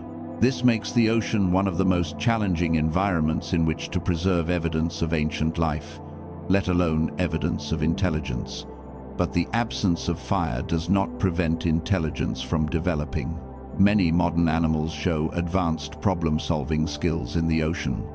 Dolphins coordinate hunts using complex communication. Octopuses solve puzzles, open containers, and learn from observation. Certain fish demonstrate strategic behavior. Some species form social groups with long-term dynamics. These examples show that intelligence can thrive underwater, shaped by the surrounding conditions. If you imagine a species that continued evolving beyond what we see today, it could have developed memory, communication, cultural transmission, and cooperation at levels far beyond anything we observe. Such a species might lay structures like coral reefs or rock formations as shelters or meeting places. It might have crafted objects from shells, stones, or biological materials. But these objects would not necessarily survive long enough for future species to discover. The ocean environment is constantly moving. Currents transport sand, silt, and organic matter. Waves break down structures. Scavengers clean up anything that dies or decays. Bacteria decompose materials quickly. Pressure increases dramatically with depth, altering how bodies and materials break down. Salinity affects how objects corrode. All of these processes make long-term preservation rare. Even bones can dissolve or fragment under certain conditions. This means the chances of finding evidence of ancient intelligent species in the ocean are far lower than on land. Another factor is the way ocean floors are formed and destroyed. The seabed is constantly renewed. New crust emerges at mid-ocean ridges, spreads outward, and eventually sinks into the mantle at subduction zones. This cycle takes around 200 million years, which might sound long, but it is short compared to the age of Earth.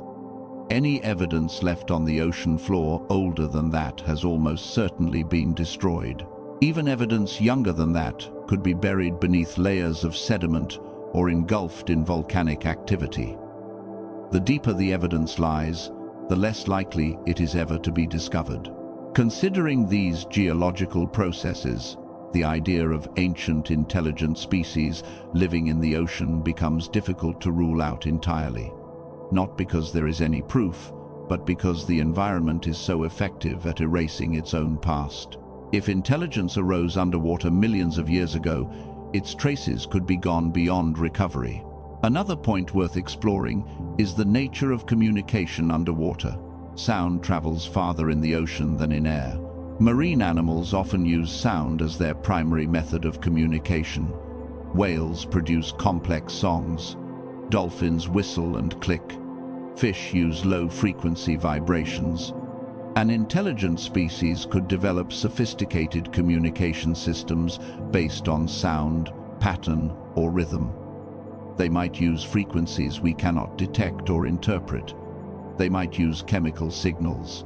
They might rely on subtle movements or color changes similar to octopuses.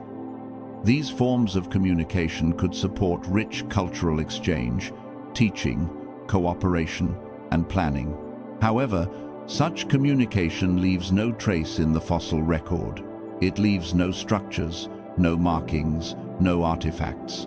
If a species developed a complex culture based on sound or movement, all evidence of it could vanish the moment they disappeared. Another possibility is that earlier intelligent species may have lived in deep-sea environments.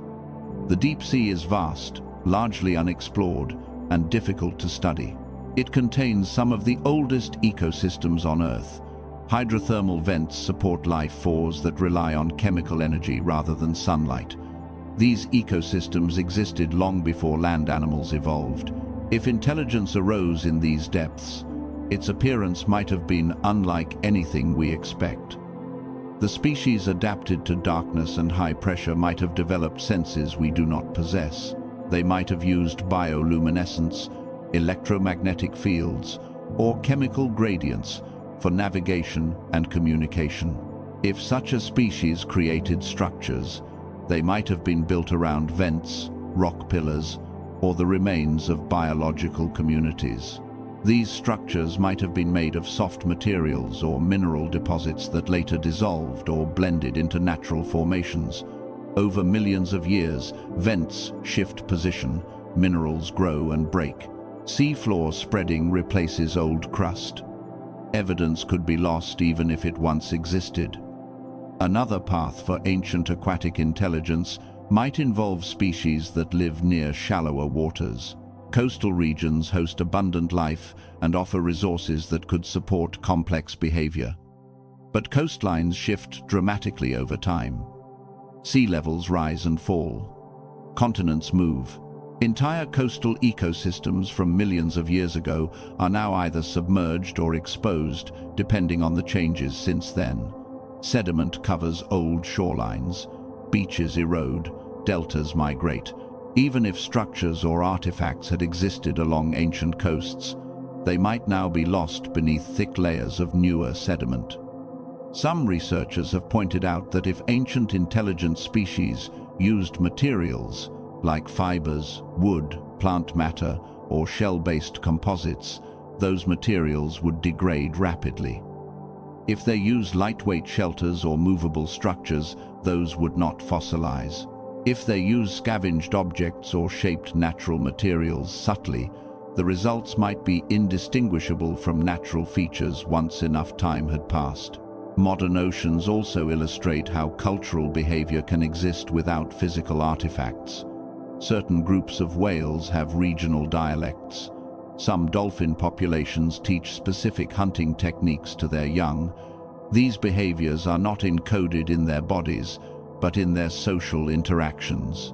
They are cultural, not biological. If a species like this evolved much further, it might have developed traditions, knowledge systems, and problem-solving strategies without ever building anything permanent.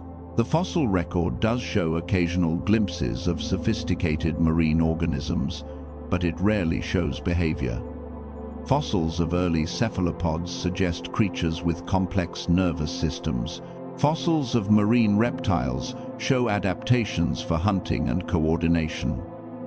The remains of ancient fish show signs of group behavior, but none of these fossils can show intelligence directly.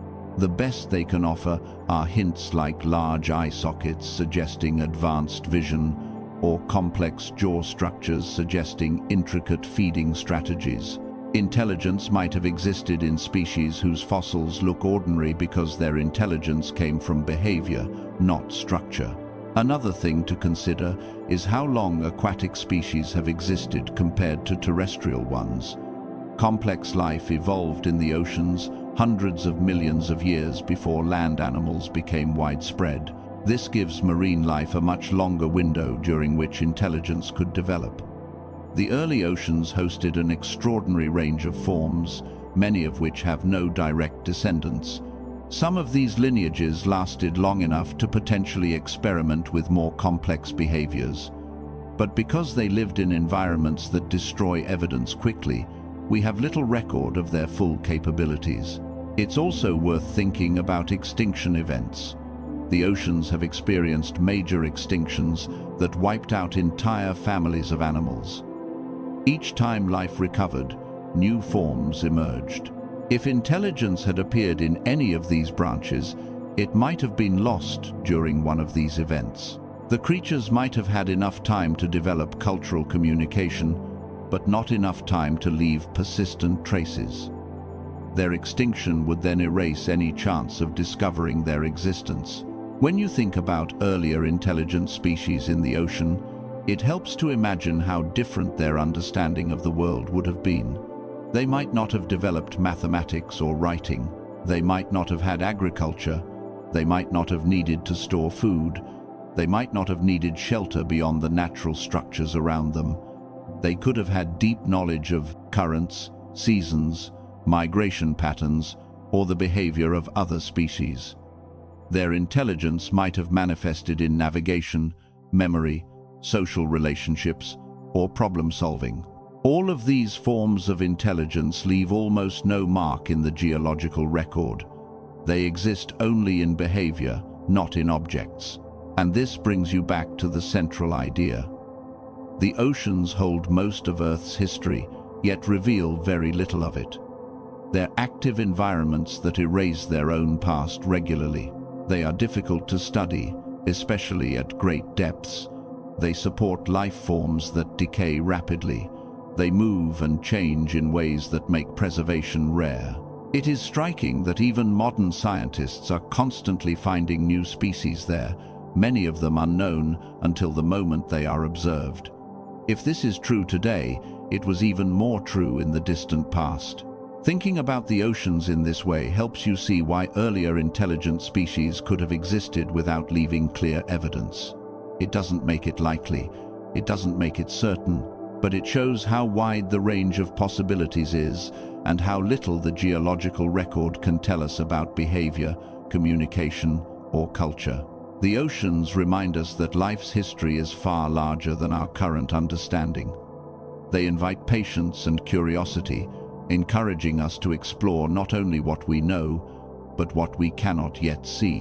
When you think about lost worlds on land, it helps to picture how many landscapes have existed that are no longer here. Continents have shifted, collided, broken apart, and reformed. Mountains have grown and worn down. Forests have spread and vanished. Deserts have expanded and then turned into fertile regions before drying out again. Grasslands have emerged where wetlands once stood. Entire landscapes have come and gone without leaving much behind. The modern world holds only a fraction of the environments that existed throughout Earth's history. Most of them disappeared long before humans arrived. If a civilization had existed in any of those older worlds, its footprints could easily have been erased. The land we walk on feels permanent because it changes slowly compared to human lifetimes. But over millions of years, land changes constantly. Volcanoes build new land, rivers carve deep valleys, glaciers scrape entire regions down to bare rock, wind reshapes dunes, earthquakes create new faults, hills become plains, plains become basins. Every landscape, no matter how stable it appears, is temporary. When you consider the possibility of ancient civilizations on land, this constant change becomes important. It means that even large structures could vanish without leaving recognizably artificial traces. One of the biggest reasons land-based civilizations could disappear is erosion. Erosion isn't just a process that smooths rocks and moves soil. It can remove entire layers of the surface. Structures built from stone, clay, or organic materials eventually break apart. Walls collapse. Roofs fall in. Floors crumble. Vegetation grows through cracks. Roots destabilize foundations. Over time, even large buildings become piles of rubble. After enough time passes, even those piles disappear. Rocks that once formed walls become part of the soil. Soil moves downhill. Streams wash away debris. Rain and wind wear structures down until they become part of the surrounding terrain. After a long enough period, the land no longer reveals what was once there. Another factor is burial. Sediment can accumulate rapidly in some regions. Landslides bury valleys. Floods cover large areas with mud. Volcanic ash blankets entire landscapes. Dust storms deposit thick layers of material. In some places, sediment builds up slowly over millions of years, covering older surfaces with layers that hide everything beneath them. If a civilization existed in an area where sedimentation was common, its remains could be buried deep underground. Excavating such remains would require drilling or digging through rock layers far thicker than what humans typically disturb. Even then, identifying artifacts would be difficult if the materials degraded over time. A more dramatic form of burial comes from volcanic activity. Eruptions can cover vast regions with lava or ash. Lava destroys almost everything it touches. Ash can collapse structures under its weight. Over time, volcanic material can solidify, becoming new rock that seals whatever lies beneath. If a civilization existed near an active volcanic region, its remains might be completely encased in hardened lava.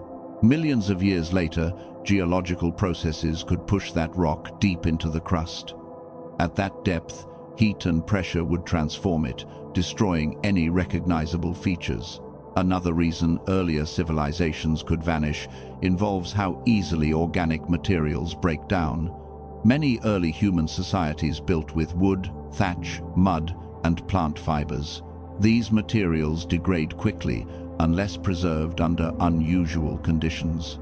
If an earlier intelligent species also relied on organic materials, their structures might have disappeared within decades after abandonment. Even if their population was large, their presence might leave almost no physical evidence after a few thousand years. Over millions of years, the chance of survival becomes even smaller. There is also the issue of forests.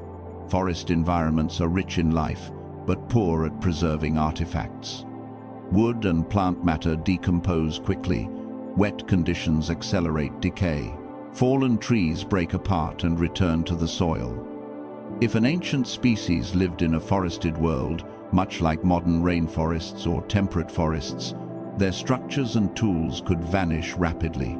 Even stone tools can be difficult to find in forests because vegetation covers them, soil forms over them, and erosion moves them.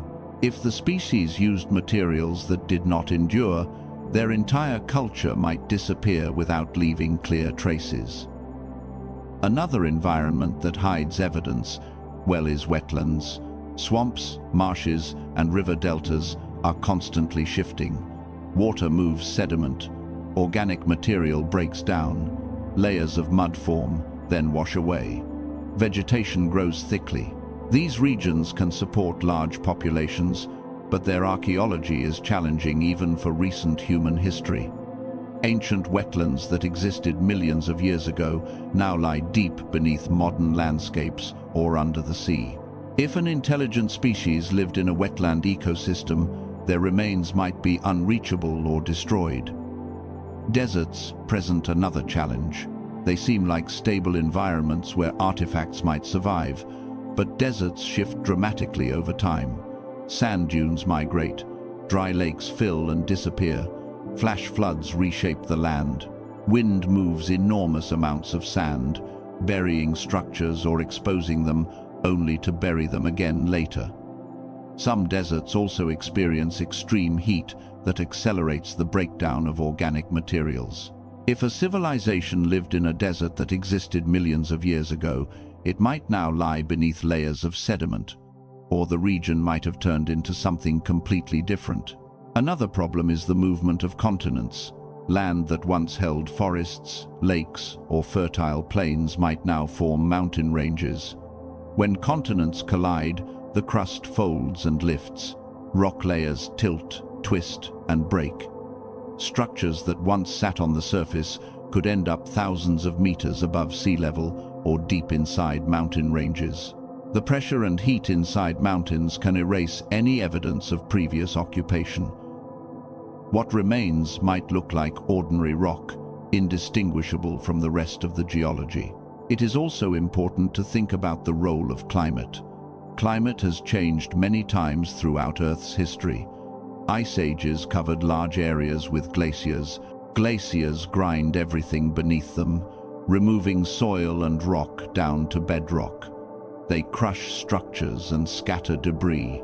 When glaciers retreat, they leave behind reshaped landscapes with little trace of what existed before. Other times, Warm periods cause sea levels to rise, flooding coastal regions.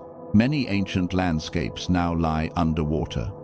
If a civilization thrived in one of these areas, much of its record could be lost or unreachable. Some lost worlds existed long before modern ecosystems formed. For example, vast coal swamp forests once covered parts of the continents. These forests had enormous plants, unlike anything alive today. If a species had evolved intelligence in those forests, the environment would have been ideal for supporting complex life. But the swamps eventually turned into coal deposits through geological processes, compressing and heating plant material over millions of years. Any artifacts or structures left behind would have been crushed, altered, or incorporated into the coal seams. The geological transformation of these environments makes them nearly impossible to examine in detail. Similarly, large inland seas existed at various points in Earth's history. These seas supported abundant life. Their shorelines changed constantly. As they dried up or shifted, sediments covered the old coastlines. If any species lived along those edges, the geological record might hold only faint traces buried deep within rock layers. Accessing these layers requires drilling or quarrying that rarely reaches the right depth or location. Another idea worth considering is the scale of earlier civilizations. Humans create enormous amounts of material waste. We produce metals, plastics, concrete, and synthetic substances that leave clear marks. But earlier species might have lived differently. They might have been more in balance with their environment. They might have created small communities rather than large cities. They might not have used long-lasting materials. They might not have expanded across continents. A civilization with a population far smaller than humanity could leave little trace on the global record. Even within human history, some societies left almost nothing behind. Nomadic cultures traveled with the seasons. Their possessions were few. Their structures were temporary. They left behind almost no durable artifacts. If these societies vanished entirely, and if no written records existed, future species might never know they lived. If earlier intelligent life resembled these societies in lifestyle, they might have left even fewer traces. Another point involves the nature of technology. Humans rely on tools and structures partly because of our physical limitations. We need clothing, shelter, controlled temperature, weapons, containers, and transportation. But another species might have different needs. They might have had natural defenses against weather. They might have had bodies suited to their environment without requiring artificial protection. They might not have required tools for many tasks. If their technology was minimal or expressed in behavior rather than objects, the archaeological record would not show evidence of their existence. There's also the possibility that earlier intelligent species might have used natural features rather than building their own. Caves, rock shelters, trees, or natural formations might have served as living spaces. They might have shaped the environment gently rather than dramatically altering it. If they created pathways or cleared areas, those changes might blend into natural patterns. Over millions of years, these subtle modifications would disappear. When you think about how many land environments have come and gone, the sheer number of lost worlds becomes clear. Some existed in climates unlike anything today.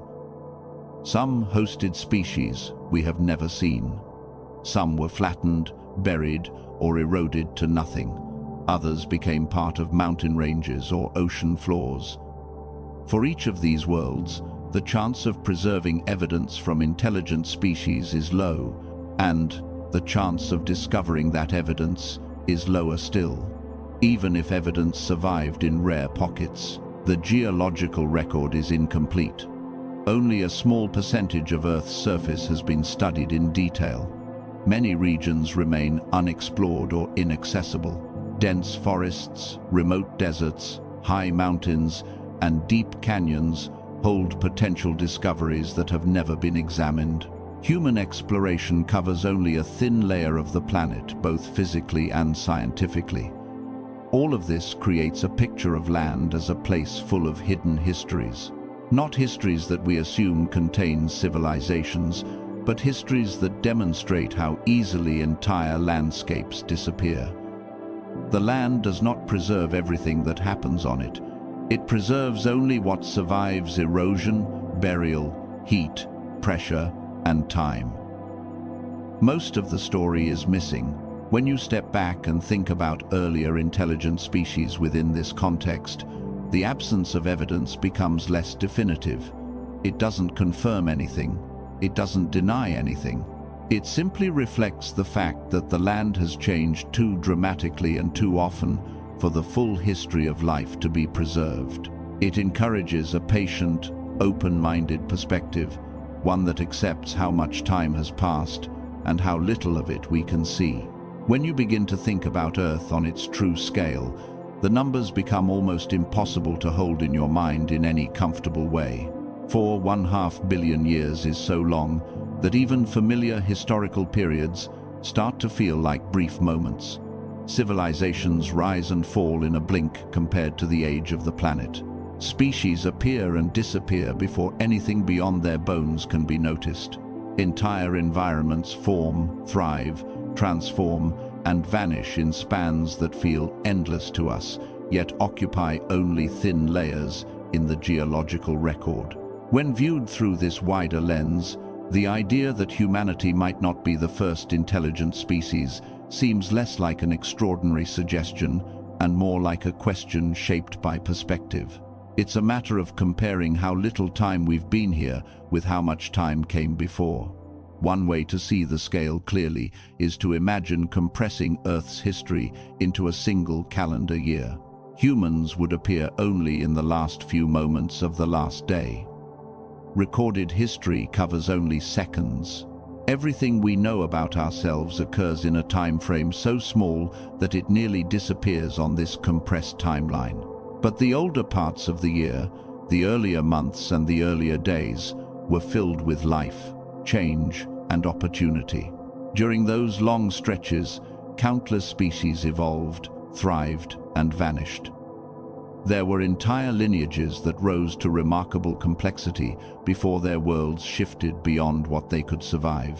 If intelligence is a trait that can emerge under the right conditions, then these enormous spans of time create many openings for its development. Life has had billions of years to experiment with different forms, structures, behaviors, and strategies. It has faced changing climates, shifting continents, new predators, and new environments. Each challenge created selective pressures that could, under some circumstances, favor more complex thinking, communication, or problem-solving. Intelligence is not guaranteed to appear, but it is also not restricted to a single moment or a single lineage. When you look at the fossil record, you see only scattered evidence of this long experimentation. The fossils that survive represent a tiny fraction of ancient life. They show us creatures that once lived, but not the full range of their behaviors or potential. Many gaps exist, not just in the record, but in our understanding of how life adapts. These gaps become more understandable when you think about the length of Earth's history. Long spans without fossils do not indicate inactivity. They indicate missing pages in a book that has been rewritten many times. Another way to understand the scale is to think about how short human existence has been in comparison. Modern humans have existed for around 300,000 years. For most of that time, our species lived in small groups, hunting, gathering, adapting to the environment, and gradually developing culture. Agriculture began only about 12,000 years ago. Writing began around 5,000 years ago. Cities are even younger. Our technological age, with its machines and devices, covers only the last fraction of a single second on that compressed calendar. If earlier intelligent species lived in similar time frames, Their entire existence could be a brief moment in the geological record. A species could evolve intelligence, develop culture, and disappear within 1,000,000 years, or even less. On the scale of Earth's timeline, 1,000,000 years is a short interval. It's long enough for a species to develop complexity, but short enough for evidence to vanish afterward. The rocks do not show continuous preservation, and many layers are missing entirely. Even major evolutionary events sometimes leave only faint traces. If intelligence arose briefly in one lineage, the record might not reflect it in any recognizable way. Another aspect of cosmic timescales is the number of extinction events Earth has experienced. At least 5 major extinctions are well known, and several smaller ones shaped the planet significantly. During each extinction, a large percentage of species disappeared. The causes varied: volcanic activity, climate change, asteroid impacts, loss of oxygen in oceans, and shifting sea levels. These events reshaped ecosystems, eliminating lineages that had persisted for millions of years. Some extinctions removed highly successful species that seemed well adapted. Others cleared ecological space that allowed new species to emerge. If intelligence had arisen in a lineage that vanished during one of these events, the evidence of that intelligence could have disappeared with it. The environment might have changed too quickly for survival. The species might have been too specialized to adapt to new conditions. Their cultural or behavioral achievements, however meaningful to them, would not leave durable traces.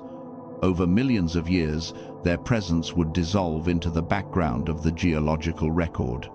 The pace of change also matters.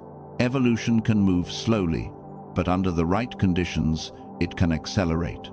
Warm periods, abundant resources, or isolated environments can create opportunities for rapid diversification. Conversely, stable environments might allow species to maintain complex behaviors for long periods. If a lineage developed intelligence in one of these favorable windows, it might have had enough time to form a civilization according to its own needs, but not enough time to alter the planet in a detectable way. Continental drift adds another layer to this picture. The position of the continents has changed dramatically over geological time. What is now a cold region may have been tropical. What is now dry land may have been ocean. Mountain ranges formed where plains once stretched. Rivers changed course. Lakes formed and drained. Islands appeared and disappeared. The places where ancient species lived might no longer exist as they once were. Their traces could be buried deep underground, submerged, or destroyed by tectonic processes. The shifting of continents over billions of years makes the preservation of ancient civilizations unlikely, even if they once existed. It is also helpful to consider the diversity of past life. At several points in Earth's history, life expanded rapidly into new forms. The Cambrian explosion introduced an extraordinary variety of body plans. Later periods saw the rise of large fish, marine reptiles, dinosaurs, early mammals, and many other groups. Each of these periods lasted long enough for complex traits to evolve. Some species developed advanced sensory systems, others formed social groups, others displayed behaviors that suggest learning and cooperation. These traits can be stepping stones toward intelligence, depending on environmental pressures. But not all paths lead in the same direction. Some lineages evolve complexity that serves specific ecological roles without expanding into broader forms of intelligence. Others develop intelligence but remain small in numbers or restricted in habitat. Over long time frames, many possibilities exist. If intelligence is not a rare trait, but one of many evolutionary experiments, then Earth's history could hold several moments where intelligent species appeared briefly and then faded. Another element of cosmic timescales is the impermanence of the surface. The oldest rocks on Earth are rare. Many early surfaces have been recycled. The crust has been reshaped many times. Even rock layers that remain may have been altered by heat and pressure. Anything fragile would be destroyed under such conditions. If earlier intelligent species built structures from materials less durable than stone, those structures might not survive. Even stone structures could disappear if buried deeply enough. Time and pressure turn stone into different forms. Minerals recrystallize. Layers fold. What was once a building could become unrecognizable rock. Over 4.5 billion years, the accumulation of small changes creates sweeping transformations. The planet you see today is only the most recent version of Earth. Before this version existed, there were countless others. Each earlier Earth had different continents, climates, oceans, and ecosystems. The species that lived in those worlds adapted to conditions that no longer exist. Their behaviors might be difficult to imagine because the contexts that shaped them are gone. If intelligence is shaped by environment, then earlier intelligent species might have had priorities that differ from ours. Their intelligence might have been directed towards survival strategies suited to ancient worlds. Perhaps they needed to navigate dense forests, coordinate in swamps, or adapt to ecosystems filled with predators unlike anything today. Their intelligence might have been more focused on communication, memory, or sensory interpretation than on tool use. These forms of intelligence could support complex societies without producing long-lasting artifacts. Another important aspect of cosmic timescales is the concept of repeated opportunity. Over billions of years, the planet has gone through cycles that create and destroy possibilities. Warm climates create abundant life. Cold climates isolate or reduce populations. Changing sea levels transform ecosystems. Each cycle creates selection pressures that could encourage intelligence to emerge in different forms. A species might evolve problem-solving abilities during one cycle and lose them in another. Intelligence is not necessarily a permanent feature. It could rise and fall depending on conditions. If intelligence developed more than once, each occurrence might leave different types of traces. Some might be subtle, some might not survive, others might be too scattered to interpret. The geological record rarely shows behavior, and even less frequently shows complex behavior. Intelligence could appear in the gaps, living in spaces where preservation was unlikely, disappearing before any recognizable signs could be preserved. Considering the sheer length of Earth's history, it becomes easier to accept how much could have happened without leaving clear evidence. Entire ancient worlds existed before the modern continents formed. Complex ecosystems thrived and vanished. The fossil record captures only fragments. The surface holds only a narrow slice of the past. Most of Earth's history is invisible to us. This invisibility does not imply anything specific. It simply reflects how enormous the planet's timeline is compared to our ability to perceive it. The further back you look, the fewer details survive. By the time you reach hundreds of millions of years, even major events can become difficult to reconstruct. Earlier intelligent species, if they existed, would be part of these lost details. When you consider all of these factors, geological transformations, environmental changes, extinction events, the recycling of crust, the decay of materials, and the brevity of human history, the question of ancient intelligence becomes less about proving or disproving and more about understanding scale. The planet has had more than enough time for many beginnings. Some might have led nowhere. Others might have led to complex societies that rose and fell long before modern species appeared. In this long view, intelligence doesn't have to be unique to humans or restricted to a single emergence.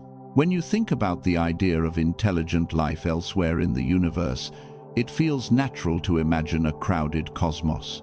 With so many stars, so many planets, and so much time, it seems almost obvious that life should appear again and again.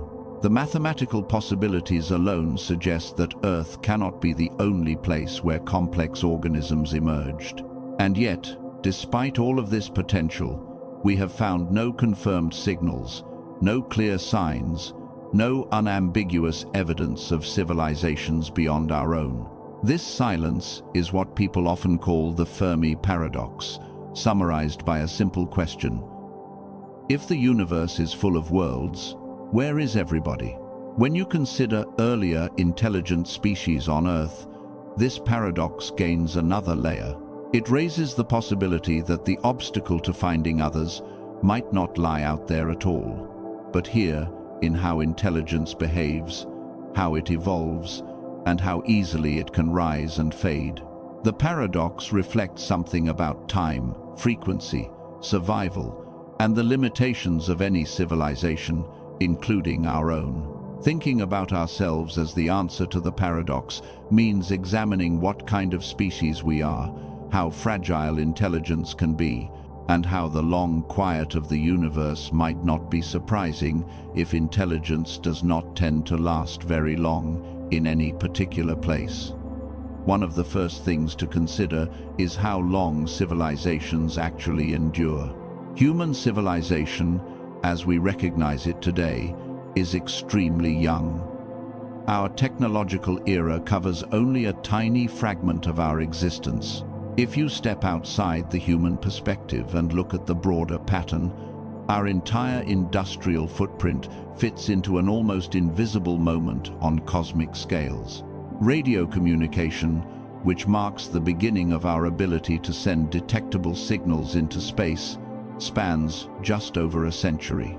Compared to the billions of years available for life to develop, that century is a faint flash. If other civilizations had similar timelines, even if they were numerous, their periods of detectability might be short. They might last only a moment in astronomical terms. Their signals might travel beyond their worlds, but fade before reaching another civilization. They might have risen and disappeared long before we emerged. The quiet we observe might not reflect the absence of life, but the difficulty of overlapping with it at the right moment. Civilizations could be rare, not because intelligence is rare, but because intelligence does not maintain stable, long-lived technological presence. This perspective aligns with what we know about Earth's history. Species rise, adapt, flourish, and vanish. The timeline of dinosaurs, for example, stretches across hundreds of millions of years, yet none of their behavioral patterns left behind anything resembling technology. Their disappearance opened space for mammals to expand. That expansion eventually led to humanity. But the mammals that emerged did not replace dinosaurs immediately. It took millions of years for complexity to build. And when it did, the result was influenced by many unpredictable events, including climate shifts, ecological changes, and geological activity. If intelligence requires a specific set of conditions, and those conditions are fragile, then civilizations might not be durable parts of planetary history. They might appear only briefly. This briefness contributes to the silence. If a civilization lasts for a few thousand years, or even a few 100,000 years, it is still an extremely short period compared to the lifespan of a star. Two civilizations would have to exist at the same time and be capable of detecting each other. If their windows of detectability do not overlap, they may never know about one another. Another factor is energy use. Civilizations that grow technologically tend to consume more energy. That energy must come from somewhere.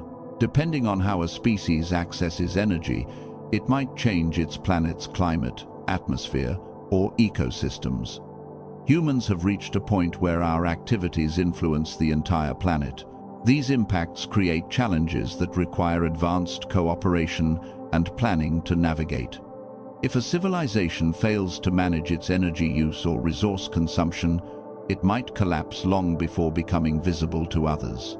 This idea connects directly to the possibility of earlier intelligent species on Earth. If a species became advanced but failed to manage its environment, its remains might be subtle. Its collapse could erase its own traces. If civilizations elsewhere face similar limitations, the universe might be full of intelligent species that never reach a stable, long-lasting phase of technological growth. They rise, expand briefly, and then disappear before becoming detectable across space. There is also the possibility that civilizations choose not to broadcast their presence. Humans began by sending out unintentional radio noise. Over time, our technology has become more efficient, reducing the amount of energy wasted as radio leakage. As we move toward fiber optics, narrow beams, and encrypted communication, our detectability decreases. Another civilization might have followed a similar path, creating periods of brief detectability followed by quieter phases. If most civilizations become quieter over time, the universe might contain many forms of intelligent life that we cannot detect because they do not announce themselves broadly. Some civilizations might not seek contact at all. They might be cautious, protective of their world, or uninterested in communication beyond their own species. Their motivations could be shaped by evolutionary pressures we cannot guess. Their survival might depend on remaining unnoticed. If civilizations choose silence as a strategy, then the quiet of the universe becomes less mysterious. Another aspect of the Fermi paradox involves the physical limitations of space travel. The distances between stars are vast.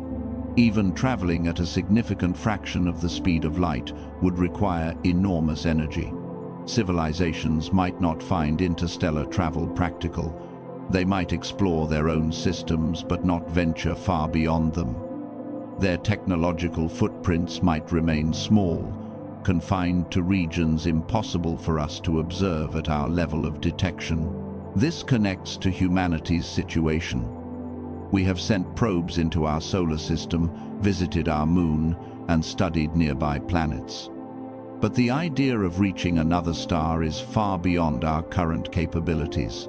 If this limitation is common, civilizations might be bound to their home systems.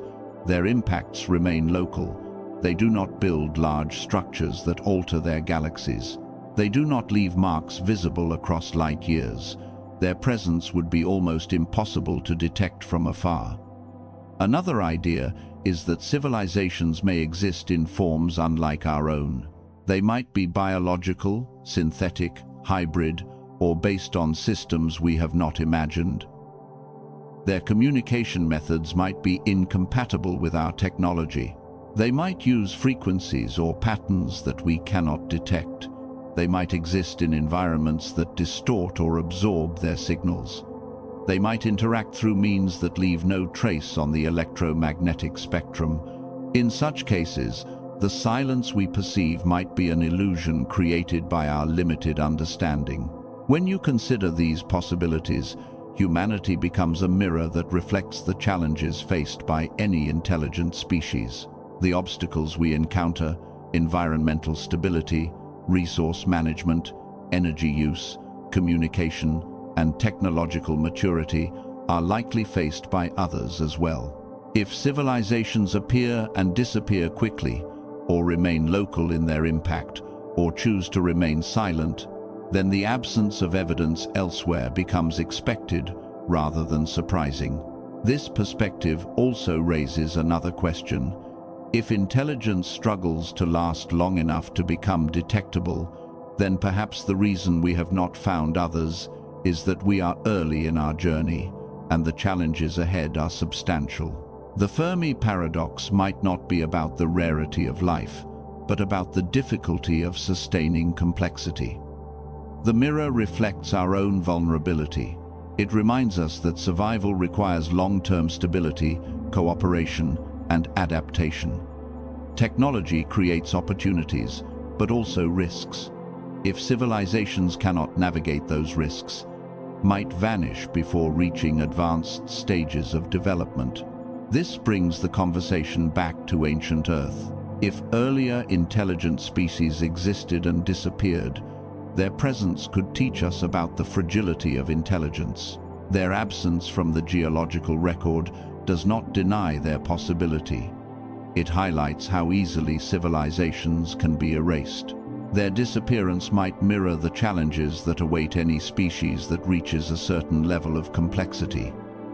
Intelligence might be a delicate balance requiring both environmental stability and wise decision-making. Another aspect to consider is planetary history. Earth itself has gone through long periods where life nearly vanished. The Permian extinction eliminated most species. The late Devonian extinction reshaped marine ecosystems. The Cretaceous extinction ended the age of dinosaurs. These events were not caused by intelligent behavior, but by natural forces.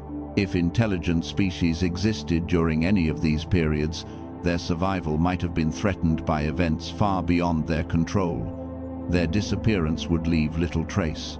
On a cosmic scale, the universe contains many potential threats to long-term survival. Supernovae, gamma-ray bursts, asteroid impacts, and changes in stellar radiation can all affect life. Civilizations might face these dangers regularly. If extinction is common at planetary or stellar levels, then lasting civilizations might be rare. Intelligence could appear frequently, but struggle to endure. This pattern could explain why the universe appears quiet. Civilizations rise, reach a certain level of development, and then fade. Their moment of visibility is brief. The next civilization might arise millions of years later, too distant in time for communication to overlap. If this cycle repeats across the galaxy, the result would be a universe full of life, but empty of long-term signals. The silence we observe would reflect timing rather than absence. It is also worth considering how intelligence interacts with its environment. Complex thinking allows species to adapt, innovate, and solve problems, but it can also lead to behaviors that strain ecosystems. Overexploitation of resources, pollution, habitat destruction, and changes to climate can threaten long-term stability. If civilizations struggle with these issues, they might collapse under their own impact. The remains of their society might be minimal, particularly if they use materials that do not endure. If a similar process occurred on other planets, their civilizations might leave no detectable traces. Humanity's situation highlights this issue. Our technology gives us the ability to alter the planet on a global scale. Managing these changes requires cooperation, foresight, and adaptability. If other civilizations face similar challenges, their ability to survive might depend on choices they made during critical periods. Some might have succeeded, others might have failed. The ones that failed may have disappeared without leaving detectable marks in the cosmos. Another possibility is that civilizations reach a point where they no longer prioritize expansion, communication, or visibility. They might turn inward, focusing on their own experiences rather than exploring outward. Their technology might become efficient, reducing emissions or signals that escape their atmosphere. They might achieve stability without altering their surroundings dramatically. From an outside perspective, their planets might appear quiet, even though intelligent life exists. This quiet would not reflect a lack of intelligence, but a preference for subtlety. This possibility aligns with what we see in nature. Many species achieve stability by living within their means. They adapt to their environment without drastically altering it. A highly intelligent species might find a similar equilibrium. They might see little reason to broadcast their existence. They might prefer peaceful coexistence with their planet rather than large-scale technological expansion. If this pattern were common, the universe would appear quiet, even if intelligent life were widespread. All of these ideas contribute to the concept of the Fermi mirror. When we look at the paradox, we're not just asking where other civilizations are, we're also asking who we are, how we behave, and what our limitations are. The silence of the universe reflects the challenges faced by any species that reaches a certain level of complexity. It reflects the smallness of our timeline, the fragility of our existence, and the difficulty of sustaining detectable presence across cosmic distances. This view does not lessen the possibility of life elsewhere. It simply reframes the question. Instead of wondering why no one has contacted us, it encourages us to consider how hard it is for civilizations to align in time and capability. It points to the vast stretches of cosmic history where intelligent species might have appeared on countless worlds only to vanish long before we existed. It suggests that the search for others might take patience and long-term effort. When you start considering why the idea of being the first intelligent species on Earth feels so strange, the answer usually begins with something quiet and internal rather than scientific. People tend to assume that intelligence is supposed to be shared. They assume that consciousness is something that should appear in more than one place, not only across the universe, but across the long stretches of Earth's own history. There is something comforting in imagining predecessors, a sense that other minds might have walked similar paths, faced similar questions, and wondered about their place in the world long before we appeared. When you take that comfort away, the feeling of being first can bring a kind of unease, because it makes intelligence feel more fragile, more accidental, and more isolated than we expect. Part of that unease comes from how humans view themselves. People often build identity around connection, community, family, shared history, shared culture, and shared experience all shape how we understand who we are. When you apply that instinct at a species level, it makes sense that humans would want company in the past as well as in the present. The thought that no other intelligent beings existed before us can feel like a story missing its earlier chapters. It creates a sense of arriving in the middle of a long journey without anyone to explain what happened beforehand. Another part of the discomfort comes from the way intelligence is framed in modern science. Humans often describe intelligence as if it were inevitable, as if evolution were always moving towards something like us. But the evidence does not support that assumption. Evolution has no direction. It creates traits that help organisms survive in their environment. Intelligence helped humans succeed, but that does not mean it had to happen. When people consider the possibility that we are first, it forces an acknowledgement of how improbable intelligence may actually be. That improbability challenges assumptions about purpose and direction and can make people uneasy. It also feels unsettling because being first places a kind of responsibility on humanity that is difficult to define. If no other intelligent species existed before us, then we are the first minds capable of understanding the planet in a scientific sense. We are the first to study its history, its ecosystems, its geological processes, and its long timeline. That makes the world feel unexpectedly new, even though it is ancient. Being first means there were no earlier civilizations to make mistakes we could learn from. There were no previous examples showing what works or what fails for intelligent species over long stretches of time. Everything humans do becomes a test without precedent. That lack of guidance can create a sense of uncertainty about the future. The concept of being first also interacts with modern curiosity. People naturally want to explore. They want to discover how things came to be and where they fit within those stories. When you tell someone that humanity might be the first intelligent species on Earth, the mind tends to drift toward what might have been. It wonders why intelligence did not arise earlier. It wonders what conditions made it possible now and not before. It wonders whether intelligence is a rare development or a fragile one. These questions do not always feel threatening, but they can create a sense of incompleteness, as if something about the story is missing. Another reason the idea feels unsettling involves comparative perspective. Much of human identity is shaped through comparison. People compare themselves to others, cultures compare themselves to other cultures, and species are often discussed in terms of their similarities to or differences from others.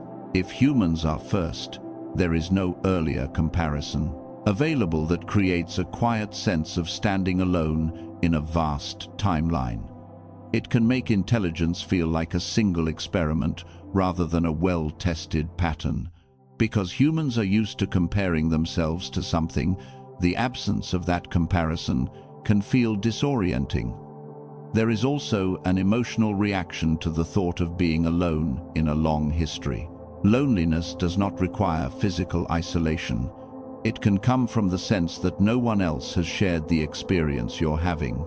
If humanity is the first intelligent species on Earth, then the long past is filled with life that experienced the world very differently. They moved, fed, reproduced, and adapted without consciousness or awareness in the way we understand it.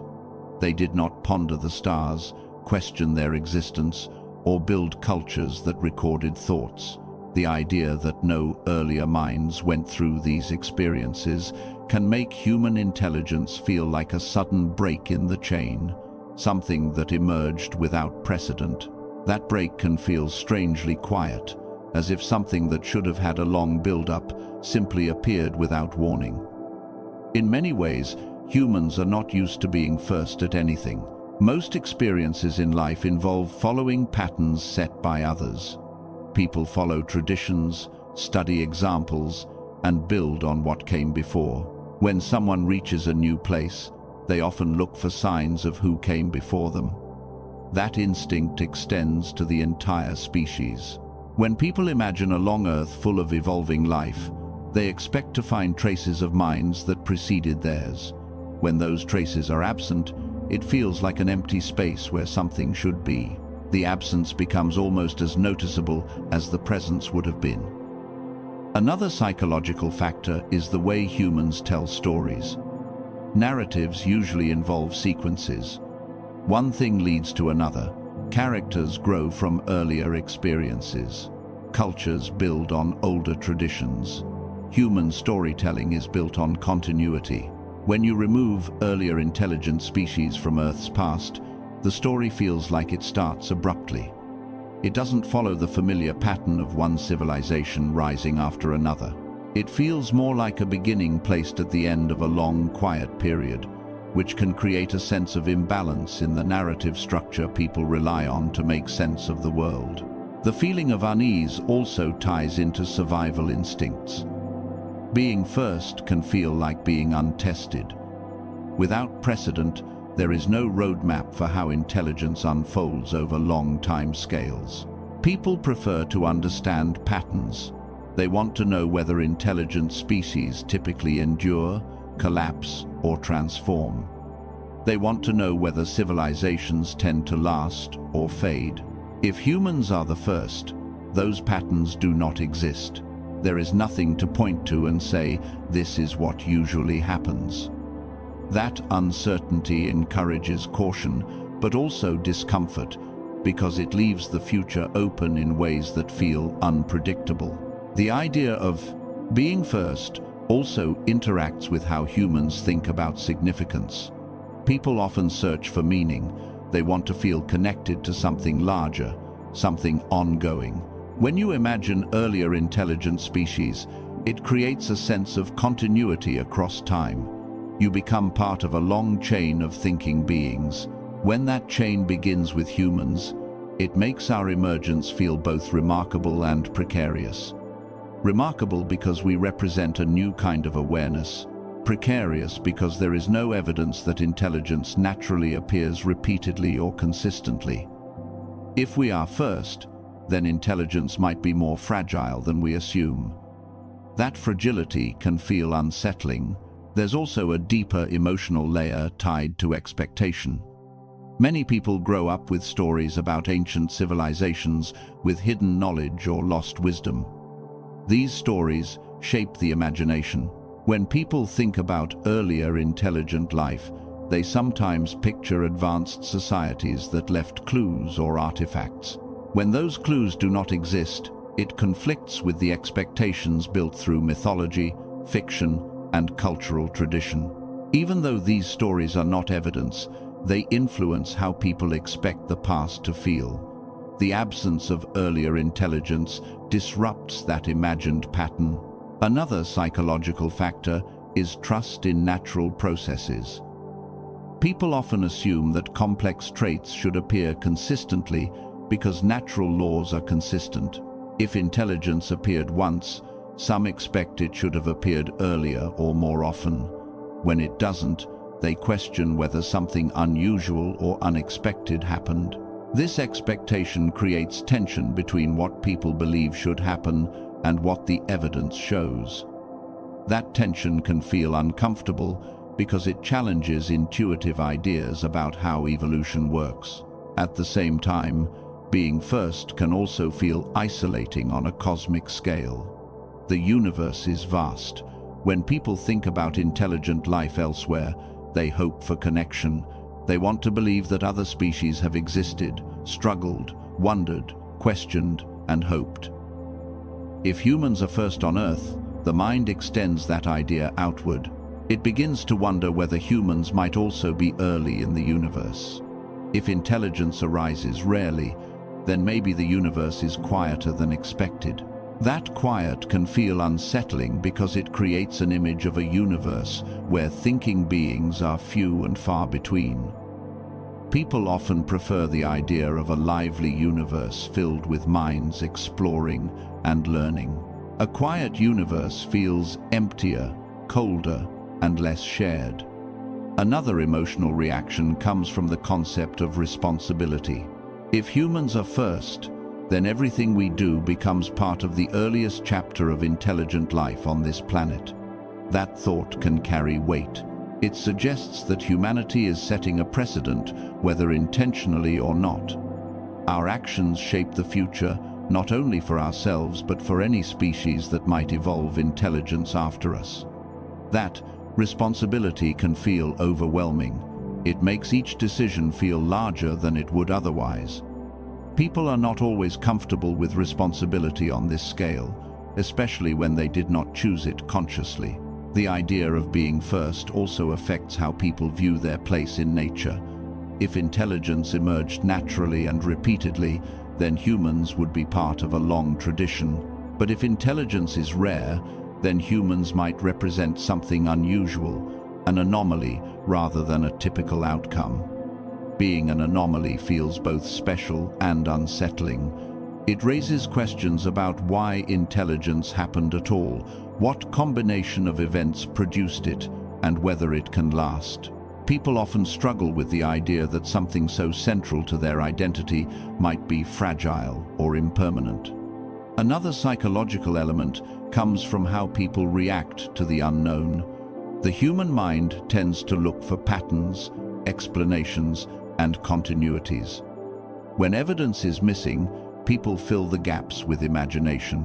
Sometimes they imagine earlier civilizations or older forms of intelligence. Other times they imagine that being first implies a deeper purpose. Both reactions come from the same place: discomfort with open questions. The absence of earlier intelligence creates a large, open question that does not have a straightforward answer. This openness can create a sense of unease because it removes the certainty people prefer. At the same time, the idea of being first can trigger curiosity rather than fear. Humans often explore the unfamiliar. They ask questions even when the answers are unclear. Being first means stepping into territory without maps. Some find this thrilling, others find it disorienting. But the emotional reaction itself reveals something important about human psychology. People want to understand their place in a story, and being first makes that story harder to define. Thinking about all of this highlights an underlying truth. The discomfort does not come from evidence or logic, but from how people process identity and meaning.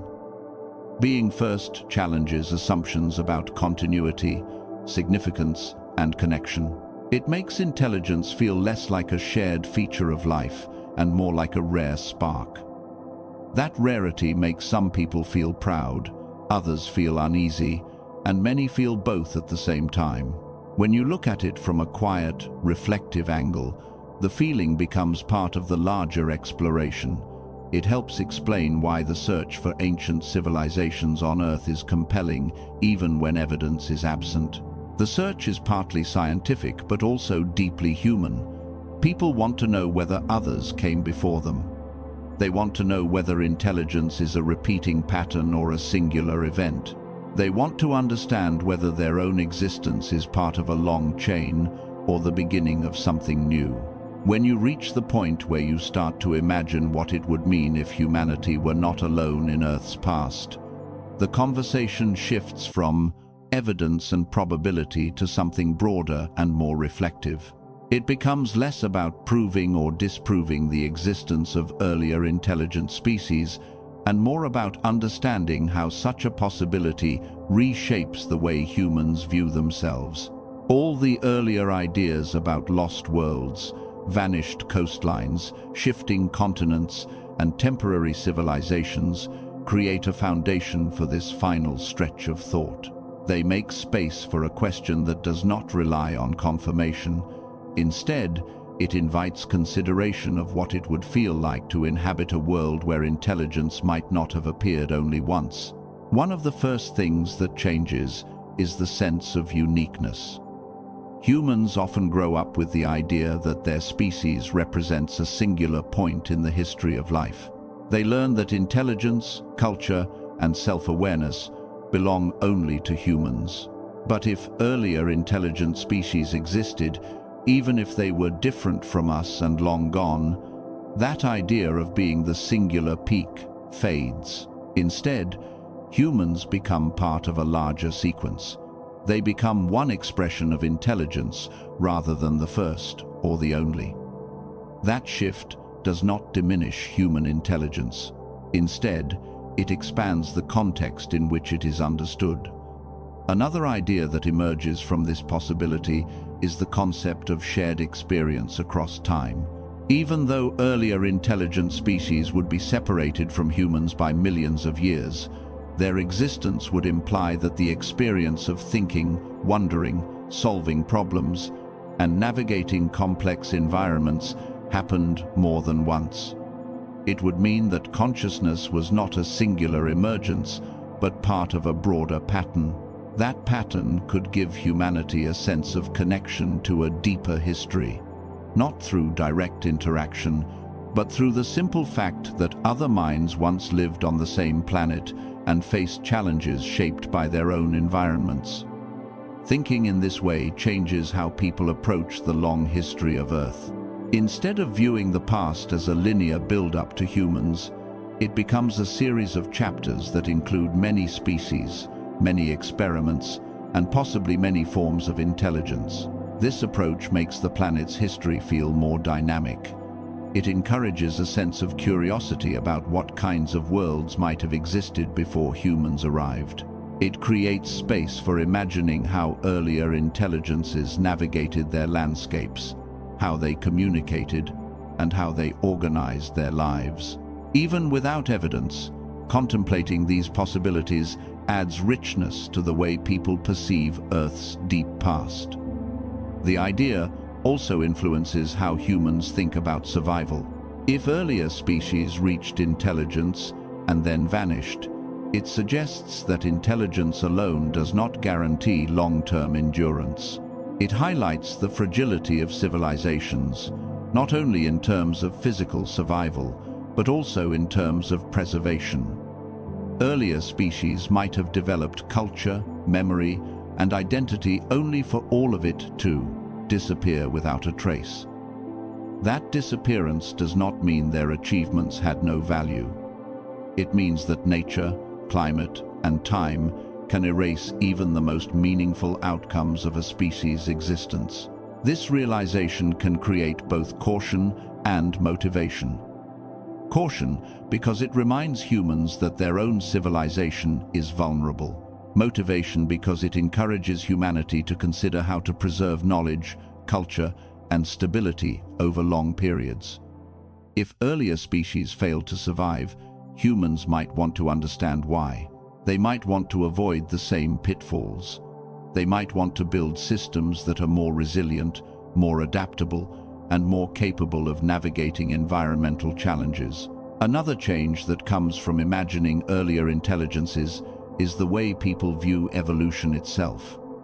In most modern discussions, evolution is presented as a process that produces complexity gradually. Humans are often viewed as its current high point. But if intelligence appeared more than once, it suggests that evolution may be capable of producing complex cognition under certain conditions. Intelligence would not be an end point. It would be one of several possible outcomes. This idea makes evolution feel less like a directed process and more like a set of opportunities that arise when environments favor certain traits. At the same time, this possibility reminds people that evolution does not preserve everything it creates. Many successful species disappear. Many traits that once worked become obsolete. If intelligence appeared earlier and vanished, it suggests that intelligence itself might not be as stable or sustainable as people assume. This can be unsettling because it challenges the idea that intelligence is inherently beneficial. It suggests that intelligence might require careful stewardship to avoid leading to collapse. Considering earlier intelligences also changes how humans think about communication. If earlier species had languages, symbols, or ways of transmitting knowledge, none of those systems survived. The thought that entire communication systems could vanish raises questions about how humans preserve their own. It encourages reflection on the kinds of information that lasts. Artifacts, writings, digital records, and physical structures each have different lifespans. If humans want their knowledge to endure, they might need to consider how to store it in ways that withstand geological time. Another part of the reflection concerns the variety of possible intelligences. Humans have a specific form of cognition shaped by their environment and evolutionary history. Earlier species might have thought differently.